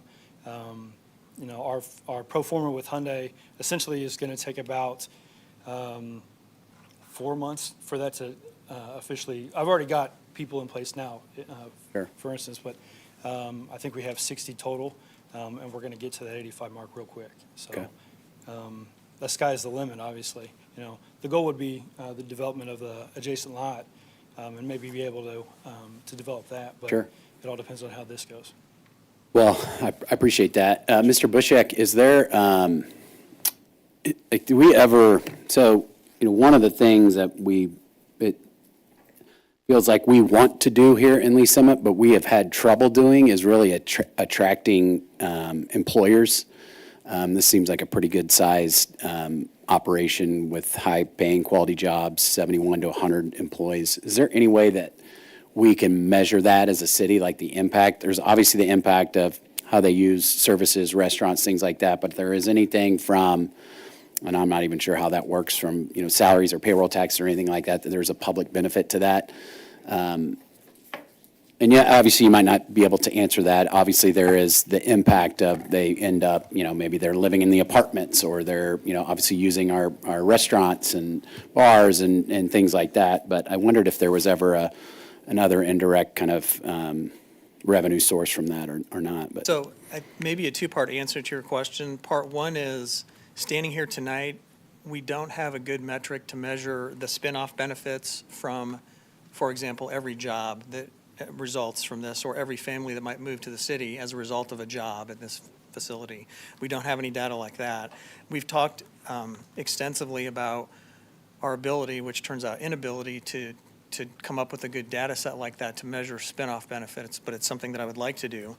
But part two of the answer is, one of the techniques we've used in some contexts, typically not for an incentive request like this, but we could, is to have some benchmarks in the contract regarding jobs. So there are certain state incentives that I've worked on in the past, not here in Lee Summit, where there's requirements in the contract for the company to demonstrate that they've actually created X number of jobs or within a range in order for the incentives to continue to be provided. And otherwise, the incentives can be terminated at the city's option if the job requirement is not satisfied. So that might be part two to your answer, which is we do have a mechanism that we haven't used, we've only used occasionally, to ensure that the jobs they're representing to you tonight actually happen if you provide the incentives. I think in LCRA we had something like that. Yes. Where, yeah, okay. Certainly not my intent to punish them for not creating those jobs, but really just kind of focusing on that piece. And I'll kind of reserve my comments for later, but I think it will play a lot into the jobs that are being created here. So that's all I had. Thanks, Mayor. Thank you. Councilmember Funk. Thank you, Mayor. Mr. Rich, on that piece of ground, I mean, fortunately, I was involved with that whole preliminary development plan way back in my planning commission days. So did this, so has Victory purchased both of those lots? They purchased the westerly lot from Paul Walzer. Okay, so the other lot is still owned by Walzer, and it's still obviously zoned as a car dealership. I'm guessing Paul Walzer will never build on that site. Hopefully Victory is successful here, and they will build on the second lot, but they haven't purchased it yet, so that's speculative at this point. Okay. And I do have a question for staff, but you mentioned they're under some pressure with Hyundai to move this along. If this were to come to fruition and everything works, what is their construction timeline? I know they're under the gun. Could you explain that a little bit? Yes, so they give you certain guidelines and parameters to meet, deadlines to hit. For instance, that's why Walzer had to sell. They were disawarded the Hyundai point, because they didn't hit the deadline. So, for instance, submitting plans, getting permits, things like that, right? And with theirs, as soon as permits and everything goes forward, we're talking about breaking ground May 1st, June 1st, as quick as possible, because we've kind of got things set in line. It's just a matter of this side or another one, so. Okay, thank you. Yes, sir. Mr. Parks, so with these, since this developer is only developing the west side of this, these localized improvements, say another dealership were to come in, there would be no improvements for that dealership, even if it wasn't Victory, if it was just completely someone else. In a different location, like adjacent to Going to the east lot. to the east lot. So the east lot that's not before you tonight, Right. Their access would already be provided by the shared private drive, I imagine, and no further improvements. Nothing at the light or any of that nature. No, at the light. In fact, this intersection was never really intended, if you go back to some of the more original plans, to be so the signal is here. It wasn't intended, and really, but for this development, we don't have a need for any improvements on this corridor. So to develop the lot to the east, they would be using this shared right in, right out, where they're proposing to put a right turn lane in with this development. So I would not anticipate any further improvements for that remaining lot to develop, unless they propose something that's not out there today. Okay, thank you. Thank you, Mayor. Can I add just a little bit right there? There's an access road on the far, I don't know how to work all this stuff. Can I get this site plan to go east further? Bottom line is you know where the access road is to the KCP&L dock on the very easterly side of the east lot? You know where it's called Yes. Missouri Road on the drawing. Right here. See this access road that provides access to the KCP&L Network Operations Center in the rear? We have proposed with Walzer that when the development of his easterly lot occurs, we will be fully improving that access road, straighten the alignment. Because quite honestly, when I built that access road, I was in the middle of a field. Ward Road wasn't even built at the time. I just kind of walked it off and we built it. So when we improve that lot, when they decide to develop that lot, we will be improving that easterly access, and that will be all at a cost to Walzer and Townsend. We will share that cost because it will also improve access to 1B, which is the lot, Don, that we didn't approve at the Planning Commission and City Council.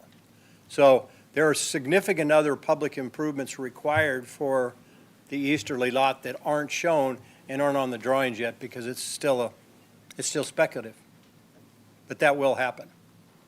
And including an additional traffic signal at that intersection in Ward Road, which also provides access from the north building, Summit Technology North Building, full turn access onto Ward. So, yeah, that's right. So a lot of it depends on what land use gets proposed before you. So if it's just a car dealership, I think it could possibly be served what you see before you tonight. If it's higher densities, you go back to that Summit place plan, then you need the signal, as Mr. Rich had just alluded to, that's further to the east along Ward Road, and potentially other improvements. It all depends on those land uses that come before you. As we've seen, it changes. Thank you, Mayor. Thank you. Councilmember Pryor. Thank you, Mayor. Okay, so this is probably for Mr. Bushek, but so I know with the Harley Davidson business that came before us, we did not approve their incentive request. But can you give me an example of a greenfield development where we did give a for-profit an incentive request?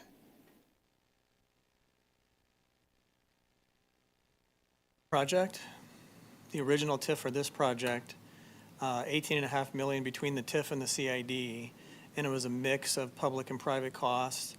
It took 3 different council meetings for that TIF plan to finally be approved. It was a fairly long, drawn-out process, and some of the incentive was for private development.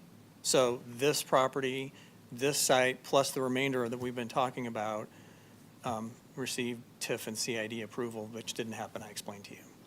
That's one example. There's probably other examples I could think of if I sit back down and think about it a while. Nobody's jumping up with other examples, so.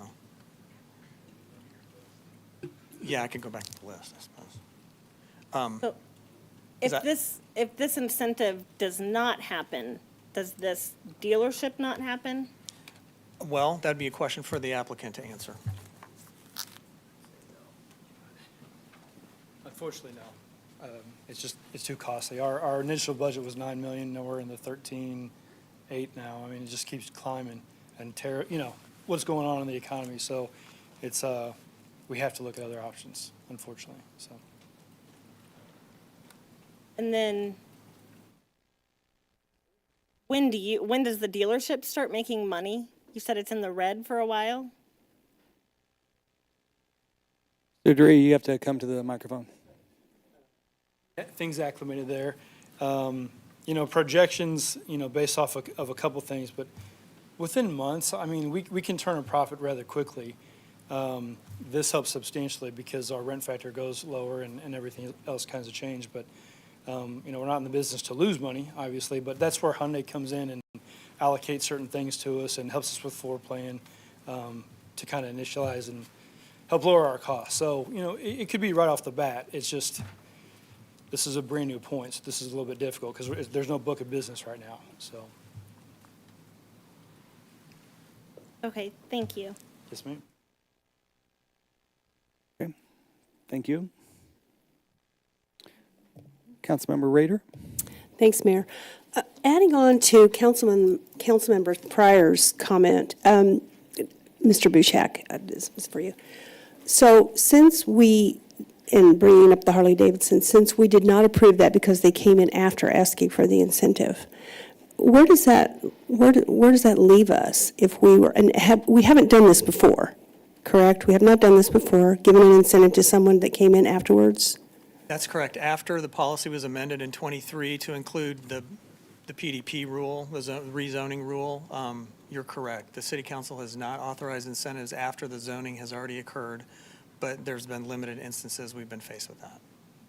So how does this, where are we left with this if we're setting a precedence because that's what we're doing, if we were to approve this?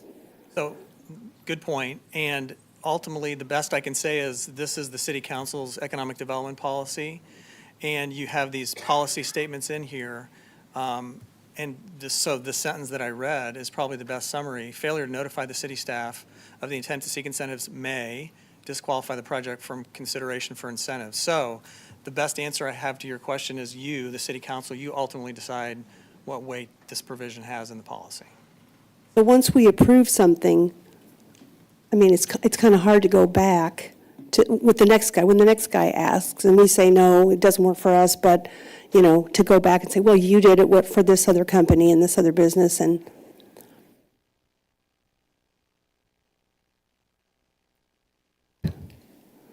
I'm learning of some other examples here.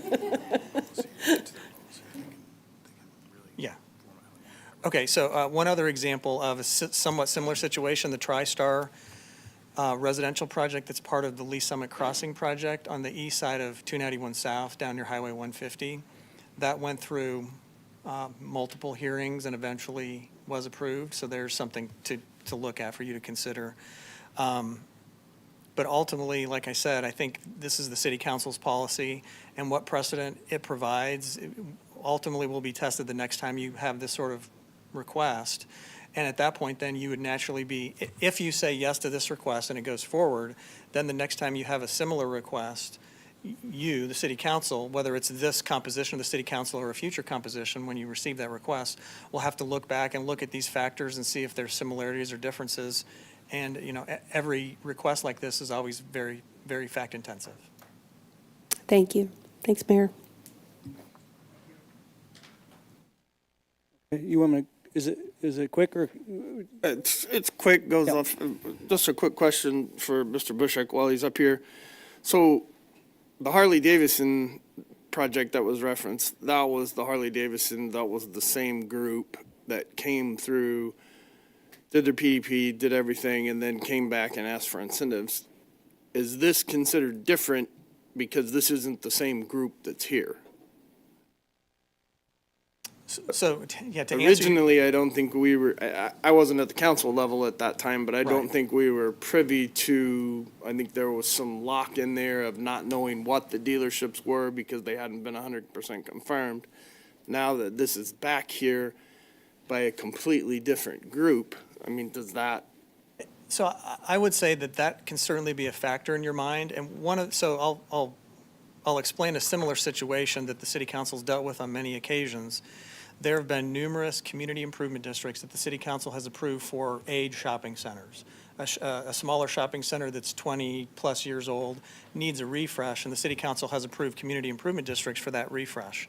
Many times, the applicant that's in front of you, so there's two situations that can come up. One is the applicant that's in front of you is the same party that has owned that shopping center for many years, and so they're essentially bringing the blight to the city, versus if it's somebody who stepped in and purchased the property, they're not bringing the blight to the city, I'm doing air quotes. They purchased the property in its current state, and they have to deal with that situation. And so the city council is faced with the question of, in the situation where the requester allowed the blight to happen and then they're requesting an incentive, versus a new party coming to the city saying, I purchased this property in its current state, it's blighted, please approve this incentive request. That's a similar dilemma, and the city council has said yes or no on various occasions based on that fact. So I think now, to get to your question, the answer to your question is, I think it should be assigned whatever weight you and the city council assign to it. And like I said, this is a very fact-intensive question, but you can certainly take into account that the party making the request, the property owner today, is different than the previous property owner and different than when the previous incentives were provided. I think you can certainly take that into account and assign whatever weight you think is appropriate for that. thank you, Mayor. Thank you. I got a bunch of questions, so can I run through them? Yeah, Councilmember Shields? How much time is left on the PDP that's currently in place? Like, if they don't build anything, when does that expire? Probably less than a year, because that was approved in early last year. So we have less than a year on the 2-year time frame, right? Then everybody's looking kind of If puzzled. it expired and they came back with a new PDP, would this policy not apply anymore? Yeah, April 9 of 2024 when it was approved. So So a year from now, 1 year from now. that expires, and they'd have to come back and apply for a new PDP, and this wouldn't apply anymore because it's a new PDP? Yes, or request an extension. I think there's a 1-year Okay. extension that's allowed by the UDO, and then what you said would be the case, I believe. Okay, thank you. Thank you, Mayor. Thank you. I'm going to run through some questions, and I'll go back around to everybody. Let me start with Mr. Rich.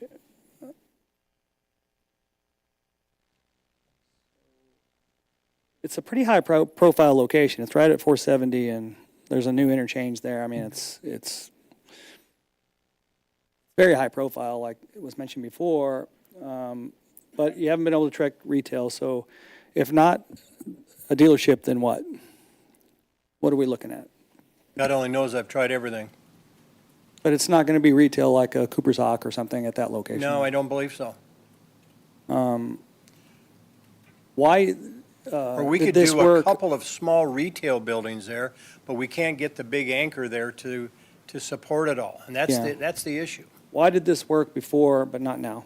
Because this came through a few years ago. Why did it work? Why did it work? Why did it work without incentives before?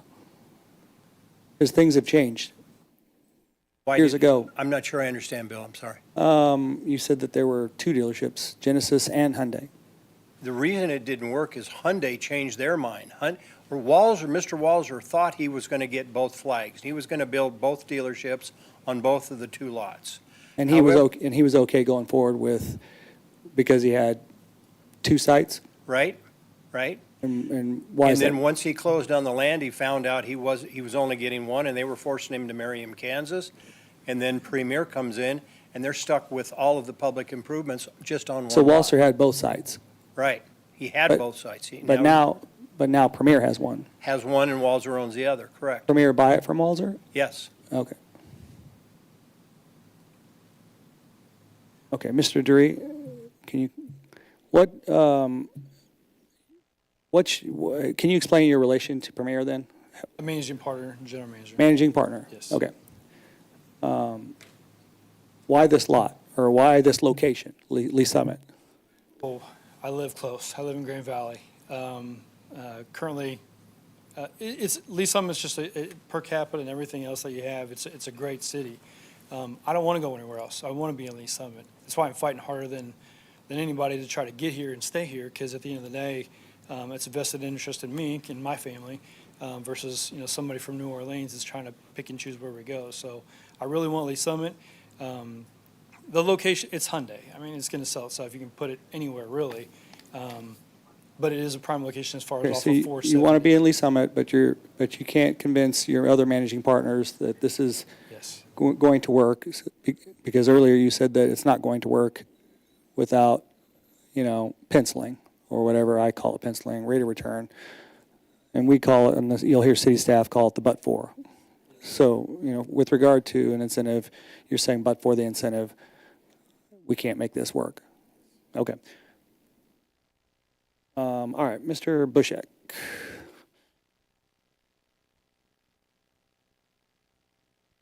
Okay, so you said a few things that, yes, I get it all, but I just want to simplify this a little bit. Because you've gotten into the weeds a couple times, no offense, but if something were coming through new right now, or if they move on and then something comes back through, we're going to treat it as a new application. We would be talking about jobs, like Councilmember Lovell was saying earlier. And in the past, we've talked about manufacturing jobs and transportation jobs, those are kind of jobs. But these are jobs, and they are, quality jobs, and they pay some of them are pretty darn good paying. I should have told my son to go into automotive repair. But when in the past we've talked about that, there are ways to quantify it. It's just not easy, and it's really on the developer to quantify it, because you got a multiplier effect. If they bring 100 jobs, that's going to bring millions of dollars into the economy in this community. And again, it's on them to do that, but is that a fair statement? Yeah, I think that's a fair statement. And also, as compared to the other project in total that was approved for incentives, this is probably substantially more jobs and higher paying jobs than the previous project. Yep. Okay. And then on the other thing about it is, in the past, I know this isn't the first dealership we've done, they typically bring in a lot in sales tax, and it's really kind of on them to say what they're going to bring in sales tax into the community. That's true too? Yes, and that could be quantified if you assume, and they probably have some data on this, to assume how many of the purchasers would be Lee Summit residents, and then they would be paying sales tax based on their place of residence. So the sales tax rate is charged based on where your home is, but it's still in Lee Summit, which means Yeah. the city would receive sales tax revenue. They could make some type of projection. Yes, that could be with done. regard And to that, I would recommend, if this moves forward, that should be done. Right. If it moves forward, they need to talk about both of those. So another thing, I understand the whole concept of precedence, but that is a really gray area, and I say that because I've been here long enough now to know that we have considered incentives in numerous situations that didn't fit perfectly within our policies. And I'm going to go back to something that hasn't happened in a while, because why would anybody ever want to leave Lee Summit? But there's been a couple times that businesses have talked about leaving Lee Summit.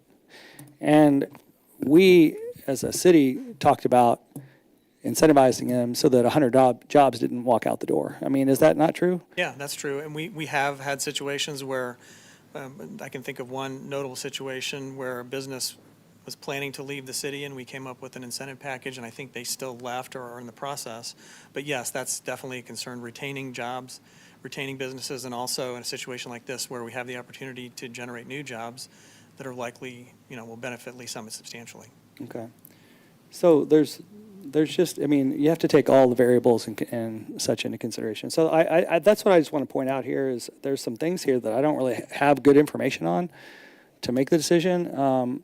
but I guess I will at least, I'll go with what I do have, which is your spreadsheets. So if you can, like, how much is this property bringing in now for, let's just say, the city of Lee Summit? And how much will it bring in over time? So let's start with real property. So today, here's the data on that. Today, it's producing nominal taxes because it's vacant property. Bringing in $289 Yes, for the city. for the city of annually, Lee Summit. $289. If it were fully taxable, then the city's portion of this would be 4 times that, so about $12,000. And you start seeing benefit, the taxing districts will receive that 25% benefit first year and for 10 years. And then in year 11, it goes back on the tax rolls at, full freight, full tax. So in year 11, it goes back onto the tax rolls at,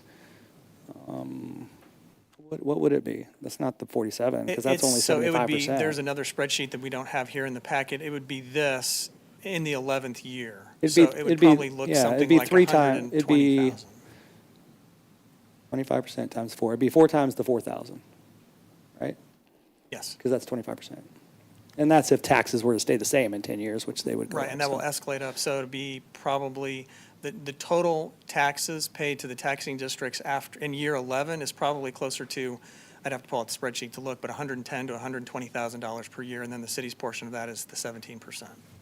Okay. Yeah, I got you. And then that's on the abated. Right, and this is just the abated parcel. This is not any of the other parcels in this project that we're not talking about tonight. Okay. Because I'm pretty sure we've done a sales tax exemption for a dealership before. Mr. Elam? Didn't we do a sales tax exemption on 50 Highway, or off of 50? Good evening, Ryan Elam, Assistant City Manager. Yeah, the Aristocrat Motors had an LCRA project associated with it. Okay, those are the things I just want to point out. I just think there's a lot more information, but at the same time, I think the council's heard enough to know whether to give their opinions at this point. So I'll start with Councilmember Shields. I think top line, I'm comfortable with this moving forward and hearing more than a conceptual presentation on it. Kind of how I think about it in terms of setting precedent is that I feel like this policy is designed that we don't want someone to come to us with some amazing project and we approve it, we think it's great, and then they say the next day, I know you love that, but you got to give me an incentive. And I feel like this isn't what happened here, that this is a different owner group that walked into a deal that's like, oh great, this is zoned for a car dealership, but when they started digging into the numbers, it wasn't gonna work. So I feel okay with that. I feel like that's in keeping with the spirit of the policy, and I think that's part of why the policy says may and not shall in terms of maybe disallowed from receiving incentives, that there's meant to be some flexibility there. I feel like the 7% level of the incentive request is very reasonable. I think, Councilmember Lovell's point about good jobs and multiplier effects is a good one. And I just think it's sort of silly that they could wait a year, have this PDP expire, come back with a brand new PDP application and suddenly be eligible for incentives again. Like why throw out a good project because they're, a little ways out from needing to jump through all the hoops again. So, I want to see more information. I'd love to see some more data about the jobs and the multiplier effect and the overall impact to the city that I'm sure they can dig into a little bit more as they get into this process. But I'm comfortable with moving forward, and I feel like it's in keeping with the spirit of our economic development policy. Thank you. Thank you. Councilmember Lovell. Thank you, Mayor. Yeah, so a couple of things. I think the Harley-Davidson project has been brought up, but I think they're completely different situations. There's some issues with the location there, the uses, some after-hour uses. So there's some challenges with that. So I don't necessarily look at these as the same. I think of a site that, where it is right now, and just what we've tried to get there and have had difficulty doing. I do think the change of ownership significantly changed the the footprint there versus, 2 lots versus 1 lot. So it feels different than the original developer coming in and saying something and then having to come back and ask for it. And then I would just like to, I think the jobs component is something, as a city, we often incentivize projects. They're usually real estate driven for an owner that's going to own the real estate. And rarely do we know or do we get the jobs that are coming with that. Yes, they're great services that benefits the city, whether it's food and restaurants. We see it with housing and things like that. I think it's important, and I think something that we would want to do as a city is we have to figure out ways to bring more jobs to this city. With all the development that's going on, we want to make sure that we have enough residents and people working here that want to live here, that the markets don't become real soft in the apartments that we've built, that we continue, helps thrive, more housing development, things like that. And so I think this is a good use of an incentive that is like, this isn't even speculative. I mean, we could go look at other dealerships and be like 71 to 100 people and very high paying jobs. And so I think that, to me is what's so important, and continue to find ways to bring in, that's an owner operator coming in, getting a property tax abatement, but really, a job creator. And we would do that for a lot of businesses that come to town. We would find a lot of different incentive mechanisms if someone wanted to come to this town. We talk about it all the time. We just don't see it much. So I would be in support of this, and I think anything to show the jobs and some of those numbers that you could bring is great. But I think this is this is getting some quality jobs here. I think that site probably has some challenges on the retail. It's good exposure. It's easy to get off of for like people shopping for a car. Probably not all that much traffic for good quality retail tenants. So I think this is a good use of the incentive and to bring some jobs in town. So I'd be in support of it. Thanks. Thank you. Mayor Pro Tem Lopez. Thanks, Mayor. I won't be redundant to what Councilmember Lovell and Councilmember Shields has already stated. I agree with most, if not all, of those comments. I'd be comfortable in moving forward with this request if it comes back to us. I also, Mr. Ritz's comments about the site itself. I think it's gone through a lot of different changes just because of the market, and it's a tough piece of property, and the circumstances in this case, you have a change of ownership, and to me that's the biggest difference, and the market kind of dictates what's going to happen there, as it is anyway. But you have a good operator that's coming in. In economic development, we've been talking about for years, you want good companies, good investors to come into our city, and I think we have the opportunity to accept one. So for those reasons, I agree with my colleagues, and I'd be in support of this. Thanks. Thank you. Councilmember Rader. Thank you, Mayor. And I don't want to be redundant to the redundancy, but agreed. I think it's a good project. I love the fact that you would be bringing in jobs. This was kind of an extenuating circumstances, so I feel like that since we ultimately get to decide what's best for, the overall quality of our city and benefit to the city, then I just think that I would be in support of it. So, thank you. All right, thank you.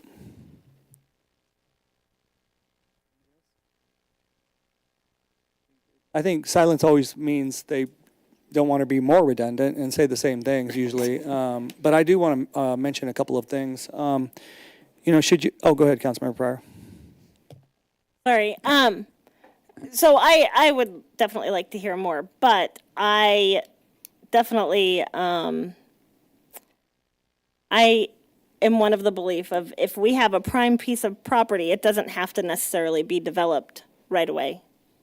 It can wait until something ideal comes there. I'm not saying this isn't, and I would like to hear more, but I'm not sure about the incentive. I can't commit to anything right now. But I did want to ask, so everyone's saying that this is a different dealership, but isn't this the same dealership that came, it's not the last time that you were here, but they just do the same?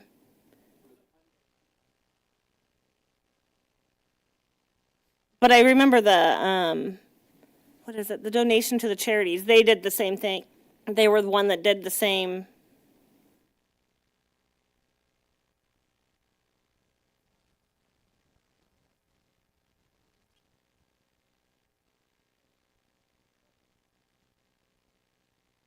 Okay. Okay. I just remember last time you were here, that was one of the things I liked about the dealership was that they gave to.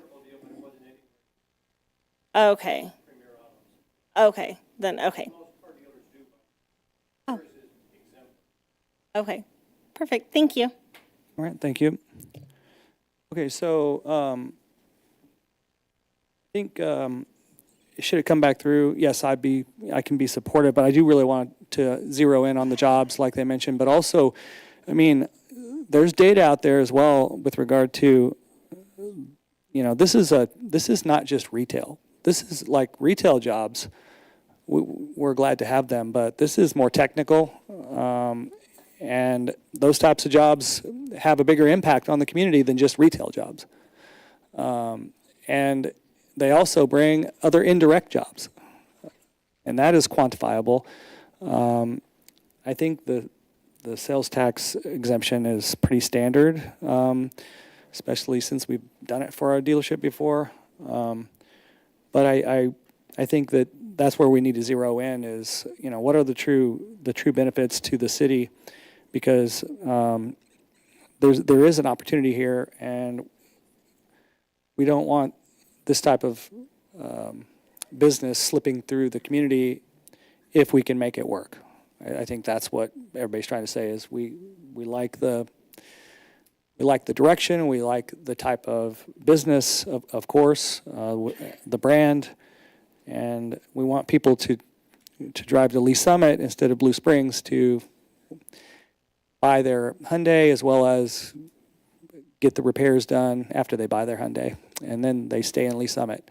And then we want all those jobs for people to work, that live in Lee Summit, to work in Lee Summit. So there's a lot of positives here. I just think you guys really need to zero in on these these benefits. Yes, we see the numbers that Mr. Bushek puts up here, but you guys have more that you can put on the table than that to make it an easier decision for us. Because right now it's just a little bit of a challenge when you're just looking at abatements. So, but I think you're seeing general support to bring this through officially.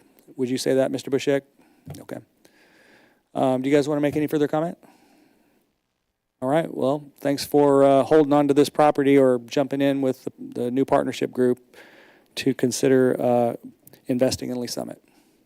So, thank you. Would you like a break? Okay, 10-minute recess.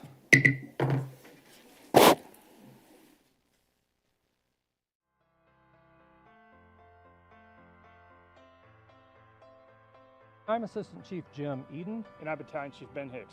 And today we're at Lee Summit Fire Station 3. Fire Station 3 was part of the 2016 no tax increase general obligation bond for public safety initiatives.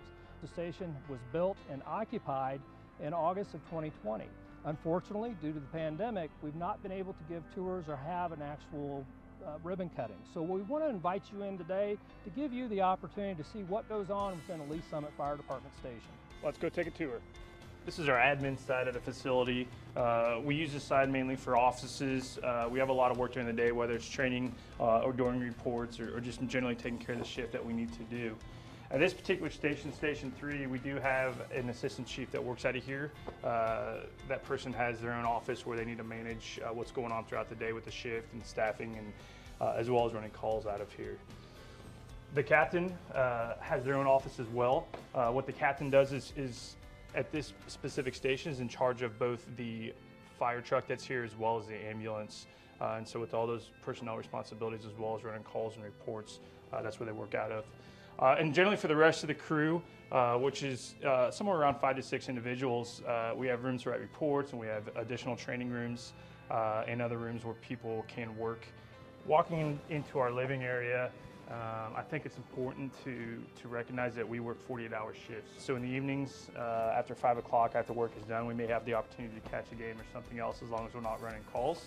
And this gives us the opportunity to do that.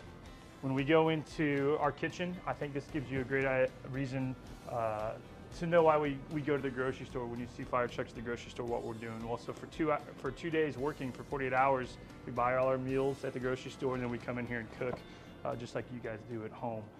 So everybody has their own fridge on each shift, as well as their own pantry, and then we cook those meals here. Going into the sleeping side of things, we've got a couple different things that are significant. We have our own laundry room, which again is important when we're here for 48 hours. The opportunity to wash and clean our clothes and bedding is very important for hygiene. And walking into where our beds are, we keep the kind of sleeping quarters over on one side of the building. It gives us both easy access out to where our fire apparatus are, as well as kind of keeping it a little bit quieter for those people that have been up all night running calls. We have 11 bedrooms here at this station. And the reason we built it with so many bedrooms is we want to give ourselves as a city the opportunity to expand. So if we need to put another apparatus here or numerous other people working at this station, that's already in place as far as infrastructure goes, and we don't need to go back and try to make it bigger or better. And that's really important for us, especially because the old station was so small. Back out on the apparatus floor, we have doors facilitated as many places as possible, so that way when we're sleeping at night and a call comes out, we can make our way out fairly quickly to get out onto the truck if we need to and run a call. On the other side of the station, we kind of have other stuff that we may want to keep separated if we want to. Physical fitness is very important to us as firefighters. So in order to better ourselves and make sure we're as healthy as we can to do this job, we have our own gym facility here that we kind of go throughout the day when we can and get an opportunity to come in and work out. Our goal when we run calls, when we get back to the station after calls, our goal is to get ready to go back as soon as we can to run another call. So we have the opportunity or capability here to fill up our air tanks. You see firefighters wear the big air tanks on their backs and they use those in a fire. We can come back and fill those up and make sure that we're ready to go again when we're wanting to go run another call. We have our own workshop here. We work on a lot of our tools and making sure that everything's clean and operational, and this gives us the capability to do that, again, to make sure that we have everything we need and we're as capable as we can be running calls throughout the city. Cancer prevention is very important in the fire service right now. Because of that, we have an extractor machine, and what this does is gives us the capability when we come back from a fire, we can put our bunker gear into this machine and get all that really nasty crud off of our gear. Again, kind of getting back to that cancer prevention mode, allowing us to be as clean as we possibly can for the next call. Finally is our bunker gear room. We each have our own individual locker. This gives us the opportunity to store our gear when we're not here working in between shifts, as well as keep a clean extra set on here in case we do run a fire and we need to clean our current gear. Typically, this is where your day starts off at the fire station. You come in and get your gear and put it on wherever you're working that day, and then you end the same way, bring your stuff back to your locker to go home after working. This is Med 3. This ambulance just currently moved into the station from Station 7. Station 3, since we've had it built, has turned into one of our busiest stations in the city. Therefore, we wanted to provide the best care in the closest unit as we could. So we moved one of our ambulances up, and this became Med 3 for this particular instance. Out of this station, we also have Pumper 3. And that's a fire apparatus that they utilize to run the calls on this west end of the city. The last vehicle that you see is the chief's vehicle. We have 2 shift chiefs on shift every day, and they split the city. And this chief running out of this station typically covers the west and south area of the city, while our chief of Station 2 covers kind of that northeast section of our city, and they divide it up evenly. Thank you for going on a tour with us today. If you have any other questions about the Lee Summit Fire Department, please go to our webpage at lsfire.net or follow us on Facebook at Lee Summit Fire Department. Thanks for joining us on the tour.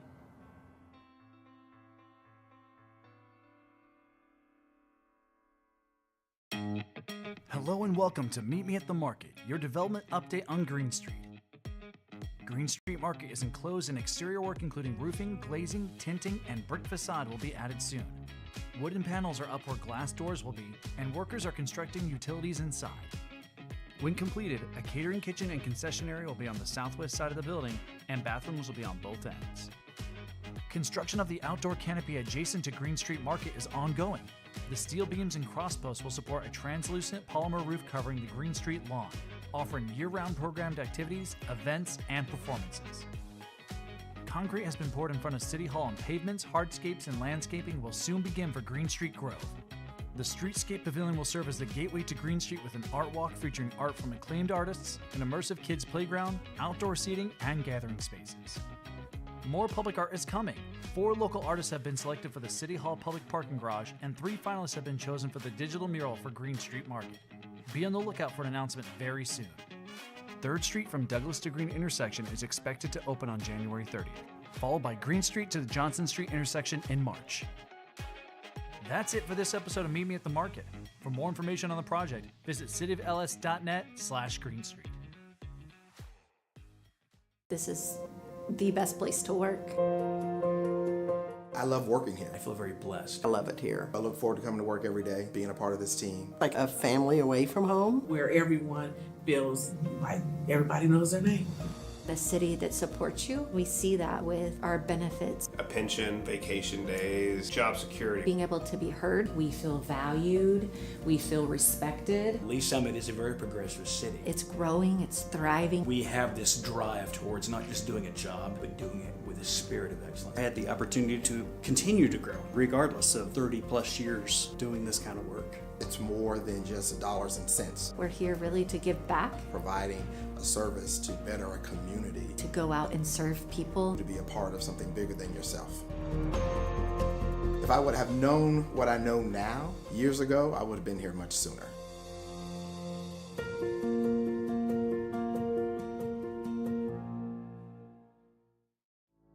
Traditionally, we think as police officers, those responding to law enforcement needs within the community. But honestly, we are there to serve our citizens, and our citizens do go into crisis. They do have mental health crises, and we're being called to those scenes on a regular basis. In order to help serve those citizens better, we did initiate the Crisis Intervention Team Program. These are officers that are specially trained to de-escalate crisis situations. Recently, we've brought co-responders onto the scene, licensed qualified mental health professionals housed within our police department, and they respond with those officers directly to those scenes where a crisis is occurring so they can interact with that citizen and get them the help they need right there on that scene.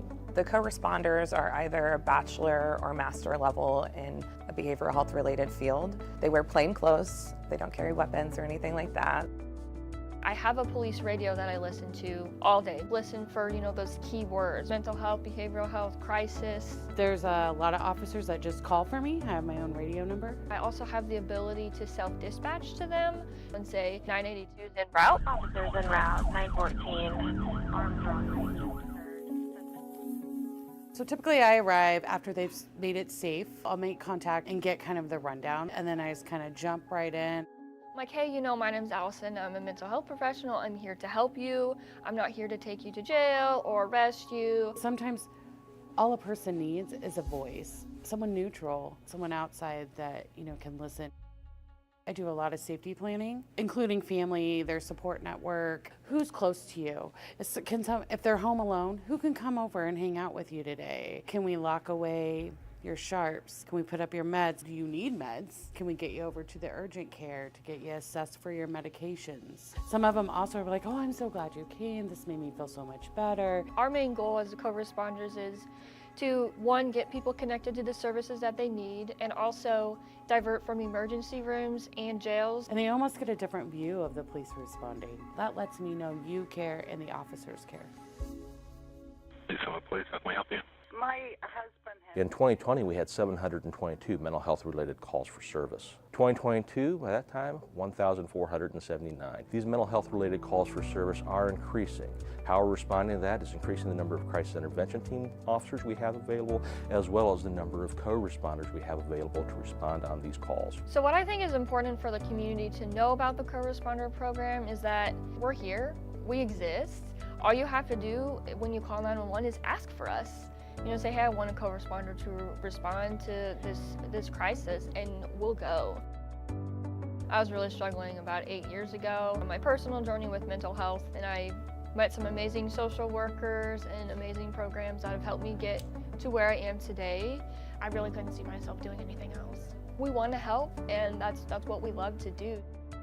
So I had a client, we got a call, she had some suicidal ideations, and she really felt that she had nobody. And and getting to know her story and getting to know who comes around and sees you, well, then we found a support person and they responded immediately. And we made a plan. I called back and checked on her in an hour, and then I checked on her in 2 hours. We were able to get her into the additional services to where she talks to someone every week or more. I just took a person that really just thought they had nobody and nobody would show up for them, and show them you do. And you'll be amazed who is in your corner if you just simply say, I need a little help.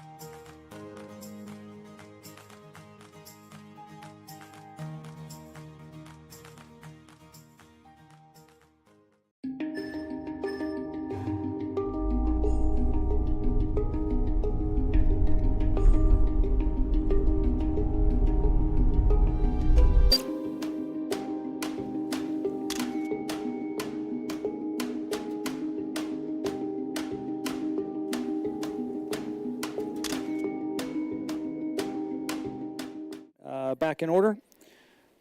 Next on the agenda, we are on proposed ordinances forwarded from committee. Councilmember Pryor, would you please read bill number 25-065 for second reading? Yes, thank you, Mayor. I move to a second reading, bill number 25-065, an ordinance enacting a new section 2-61, vacancies on the council, how filled, establishing a procedure for appointing a new council member following a vacancy in the city council as provided by section 3.7 of the charter of the city of Lee Summit, Missouri. Thank you. We have a motion to move to second reading, bill number 25-065 by Councilmember Pryor, seconded by Councilmember Hodges. Discussion? Yes, Councilmember Shields. Thank you, Mayor. So Rules Committee put this together based on the process that we had created when we selected Councilmember Funk, and we had some good discussion about this, and ultimately decided to keep that process without very many changes, and just kind of with the understanding that future council, if they wanted to modify it, they could, but that we wanted to give them a framework if it was ever needed. So, thank you. Yep. No, appreciate you guys formalizing it, because we were looking for it. Mr. Head was when we had to regroup. Any other discussion? Seeing none, please cast your vote. All votes are in. Please record the vote. It does pass unanimously. Thank you. Next, Councilmember Pryor, would you please read it for adoption? I move for adoption, bill number 25-065, an ordinance enacting a new section 2-61, vacancies on the council, how filled, establishing a procedure for appointing a new council member following a vacancy in the city council as provided by section 3.7 of the charter of the city of Lee Summit, Missouri. Thank you. We have a motion to adopt Bill number 25-065 by Councilmember Pryor, seconded by Councilmember Hodges. Discussion. Please cast your vote. All votes are in. Please record the vote. It's adopted unanimously. Thank you. Next, we have proposed ordinances. First reading. Councilmember Hodges, would you please read Bill number 25-066? Sorry. I advanced to second reading Bill number 25 I'm so sorry. I got it. Sorry. I advanced to second reading Bill number 25-066. Stop. I am so sorry. Please read it. Probably going to get funnier if Councilmember Shields reads it. Mayor, I move for second reading of Bill number 25-066, an ordinance accepting final plat entitled Cobey Creek Second Plat, lots 31 to 91, 160 to 184, 297, and tracts A, B, C, F, I, K, L, M, N, and O as the subdivision of the city of Lee Summit, Missouri. All right, thank you. We have a motion to move to second reading, Bill number 25-066 by Councilmember Shields and seconded by Councilmember Funk.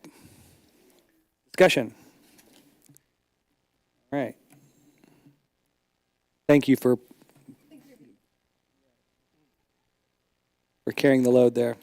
All right, seeing no discussion, please cast your vote. All votes are in. Please record the vote. And it goes to second reading unanimously. Thank you. Councilmember Shields, would you read Bill number 25-067?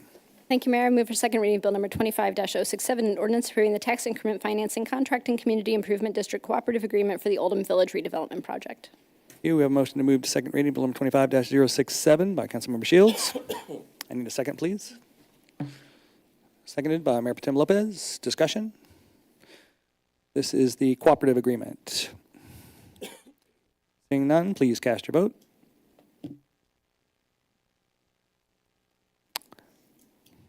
All votes are in. Please record the vote. Passes 7-1. Thank you. Councilmember Shields, would you also read Bill number 25-068? Thank you, Mayor. I move for second reading of Bill number 25-068, an ordinance approving an intergovernmental agreement between the City of Lee Summit, Missouri and the United States Army Corps of Engineers, giving temporary construction license to reconstruct Sampson Road Bridge over Mouse Creek located on government-owned land, tract number 357, and authorizing the mayor to execute the same. Thank you. We have a motion to move to second reading, Bill number 25-068 by Councilmember Shields, seconded by Councilmember Hodges. Discussion? Seeing none, please cast your vote. All votes are in. Please record the vote. It's unanimous, 8-0, and to move to second reading. Thank you. Mayor Pro Tem Lopez, would you please read Bill number 25-069? Yes, thanks, Mayor. I move to advance the second reading, Bill number 25-069, an ordinance authorizing the City of Lee Summit, Missouri to enter into a disbursement agreement with the I-470 Western Gateway Transportation Development District. All right, thank you. We have a motion to adopt, or is this, what is this? To move to second reading? Yes. Motion to move to second reading, Bill number 25-069 by Mayor Pro Tem Lopez, seconded by Councilmember Hodges. Discussion? Seeing none, please cast your vote. All votes are in. Please record the vote. It's unanimous. It goes to second reading. Thank you. And, boom. We're at council comments? No. We're at committee reports. Councilmember Shields. Thank you, Mayor. Few things. We won't have a rules committee meeting this month. We have established all the rules that are required. Finance and Budget Committee met earlier this week, and we will also be meeting on the 21st because we're getting into our budget cycle. So this week we discussed revenue projections, had a chance to discuss kind of a little bit of the economic uncertainty that we're seeing, and the city's kind of approach to that in terms of being a little bit more conservative, forecasting our revenues this year, and maybe doing a little bit closer monitoring of those revenues and expenses as we go forward, so that maybe checking on things a little bit more closely every month instead of every quarter. So just talking about sort of the cautious approach that we're taking in kind of some uncertain times, but still hoping for good continued economic growth in the city. So, and then so that was the presentation about revenues. In 2 weeks, we'll have a presentation about expansion requests, expenditures. So keep moving along and eventually come to council for public hearing. And then we also had Lee Summit EDC this afternoon.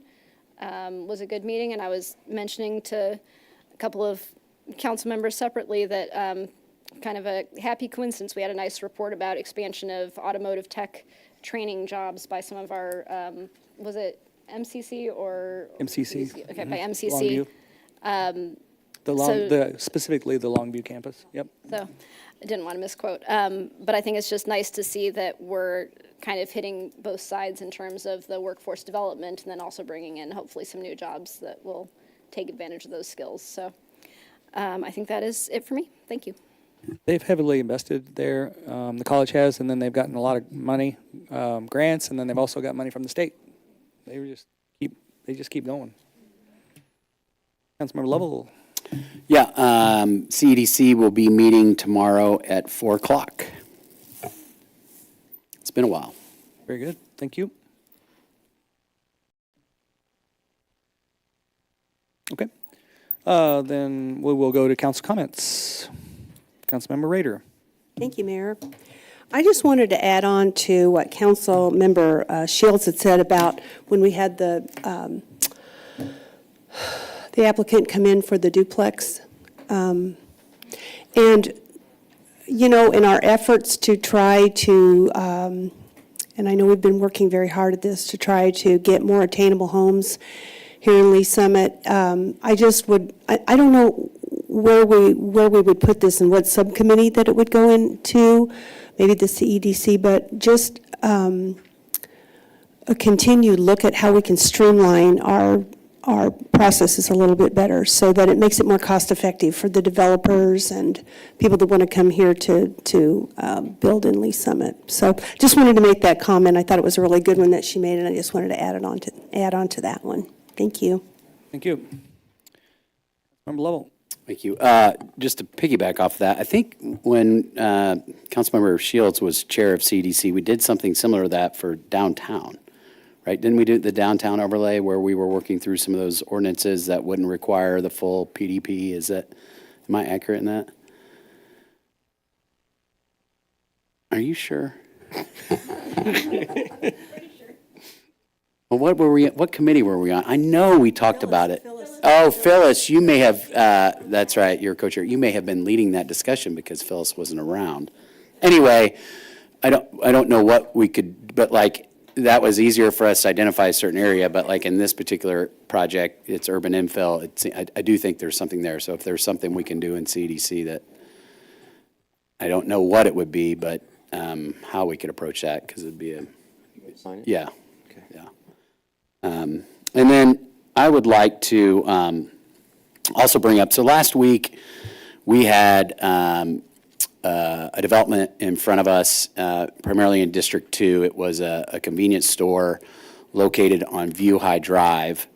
And there were a lot of questions, specifically from me, about the development, and specifically like the operator, the quality of the convenience store, and maybe just not knowing this owner-operator, and what are we doing because of some problems we've had in our neighborhood with a specific operator and what that development has turned into. It gave me great trepidation to want to move forward with something like that without knowing better the operator, the quality of the project, and what it might look and feel like. And unfortunately, the developer wasn't able to be there. The presenters didn't have that information. And so we voted it down.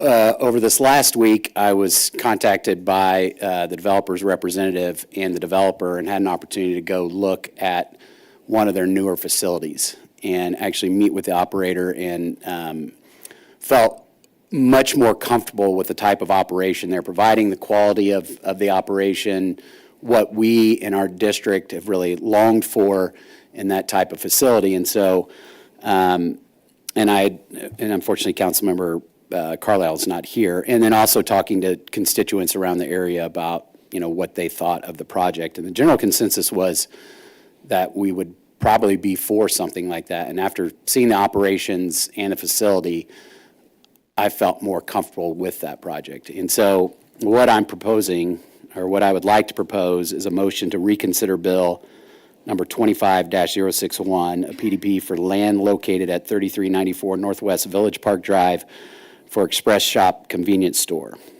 And so, and then all that would do is bring them back next week, and the developer would have an opportunity to share more of his story, provide more information, and then let this body see it in more kind of a fully developed presentation. And so I guess I would look for a second or answer any questions or anything that anybody might have. This certainly doesn't approve it. It would just bring it back again for a presentation and be before us. And I think it would be more equitable and fair to have that developer have that opportunity to share more about his operations and what he does. Second. Okay, so Councilmember Lovell has made a motion to reconsider on the View High convenience store, seconded by, I think Councilmember Funk was first to second that. So we have a motion and a second to reconsider. And so the way it works would be you can do a motion to reconsider if it's somebody that didn't vote for it, which Councilmember Lovell was. So he made the motion, so he can be one to make the motion to reconsider. It has to be done at the very next meeting, which this is the very next meeting. And then we can't discuss it tonight. We have to put it on the next agenda, which is what you just stated. So we'll put it on the next agenda. Today's the 8th, so it'll be the 15th. So we'll put it on the next agenda. Now, we'll put the ordinance on there, but I just want y'all to know that if that happens and we want to maybe have the owner speak and answer some factual questions, I may have to open up the public hearing just briefly to be able to do that if we want to get things on record. It doesn't have to go that way, but it just depends on what we're talking about. If it's us giving opinions and such, then we don't have to open something up. If we need to acquire more facts, then I would need to just open it up briefly. I can do that, right, Mr. Head? Can, Mayor, but honestly, if there is an inkling that we want to bring forward additional public hearing, additional testimony, I would suggest you bring it forward to the council. We bring it forward to the council next week, but then you table it to a date certain, after which we can notify people again. It's not legally, it would be permissible for you to conduct additional hearing, but you had a lot of residents who showed up last time, and I would think we would want to be very careful about that. I will remind you, too, we need to take a vote on that motion, Mayor. Yeah, I know that.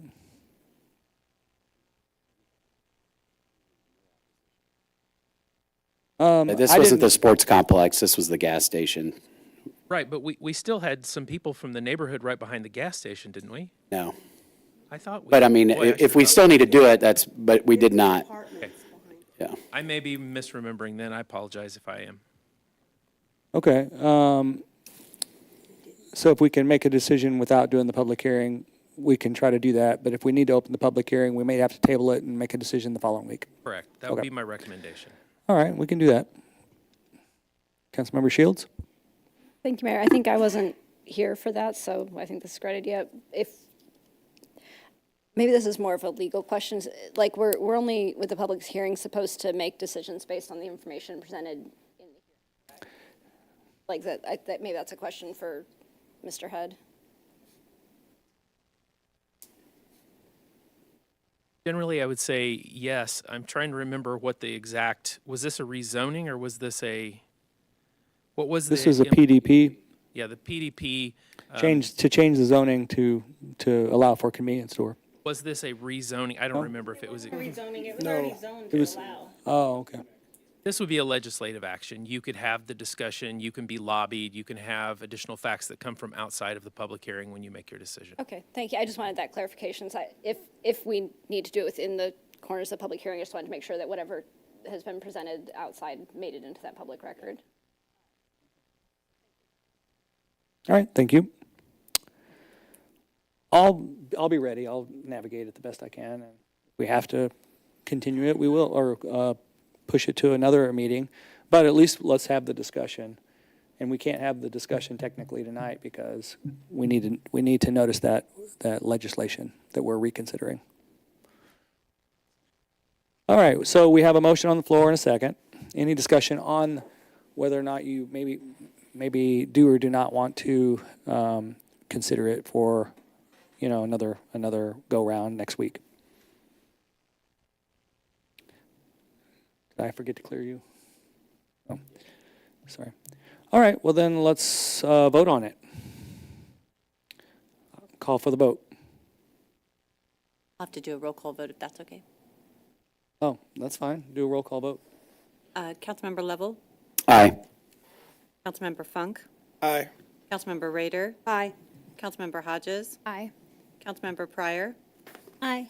Councilmember Shields, Aye. Mayor Pro Tem Lopez, Aye. Mayor Baird. Aye. Okay, so it'll go on next week, April 15th, and Councilmember Lovell,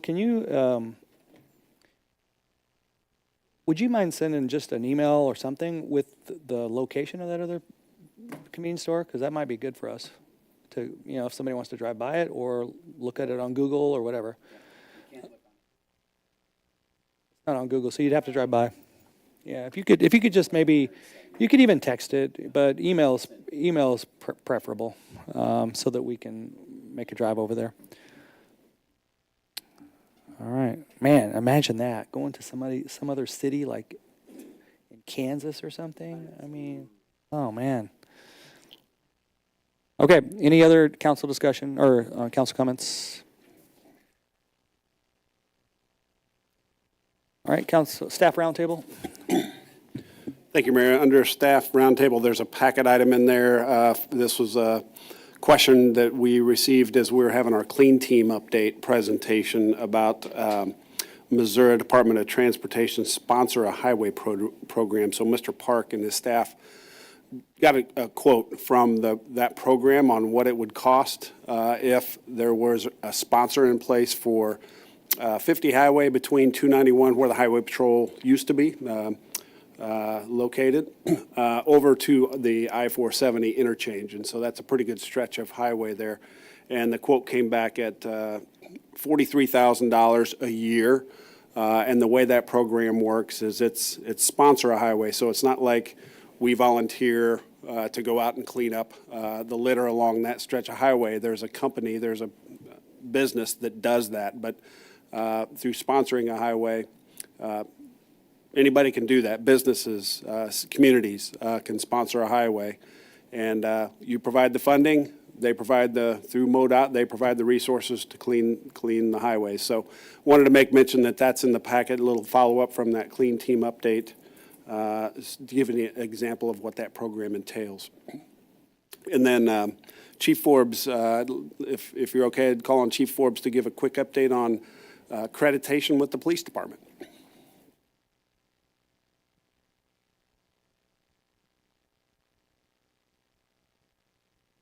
Good evening, Mayor and members of Council. Travis Forbes, the Chief of Police.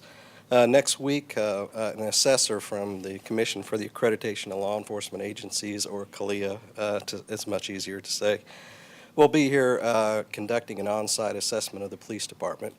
We're very excited, but also nervous. It's an extremely difficult and challenging process, as you have heard some of my counterparts talk about. I think Mr. Schaffler most recently discussed how difficult accreditation really is. They examine not only your policies and procedures, but look for proofs that you're doing them and do interviews with staff and community members. And so it's quite an extensive process, but lucky to have talented staff, including Major Walters, who's here with us tonight, Tanisha Artist. If we do poorly, I'll come back and tell you that maybe they weren't as talented as I thought, but I think we're in very good hands, and we're very excited about it. Just wanted to kind of prep the council if we're seem a little bit nervous next week or sweating a little bit more, that's why. So we're very excited and look forward to the opportunity. Thank you very much. Thank you. Good luck, Chief. Thanks. Okay. Very good. We're going to adjourn at, let's see what time it is, 8:27.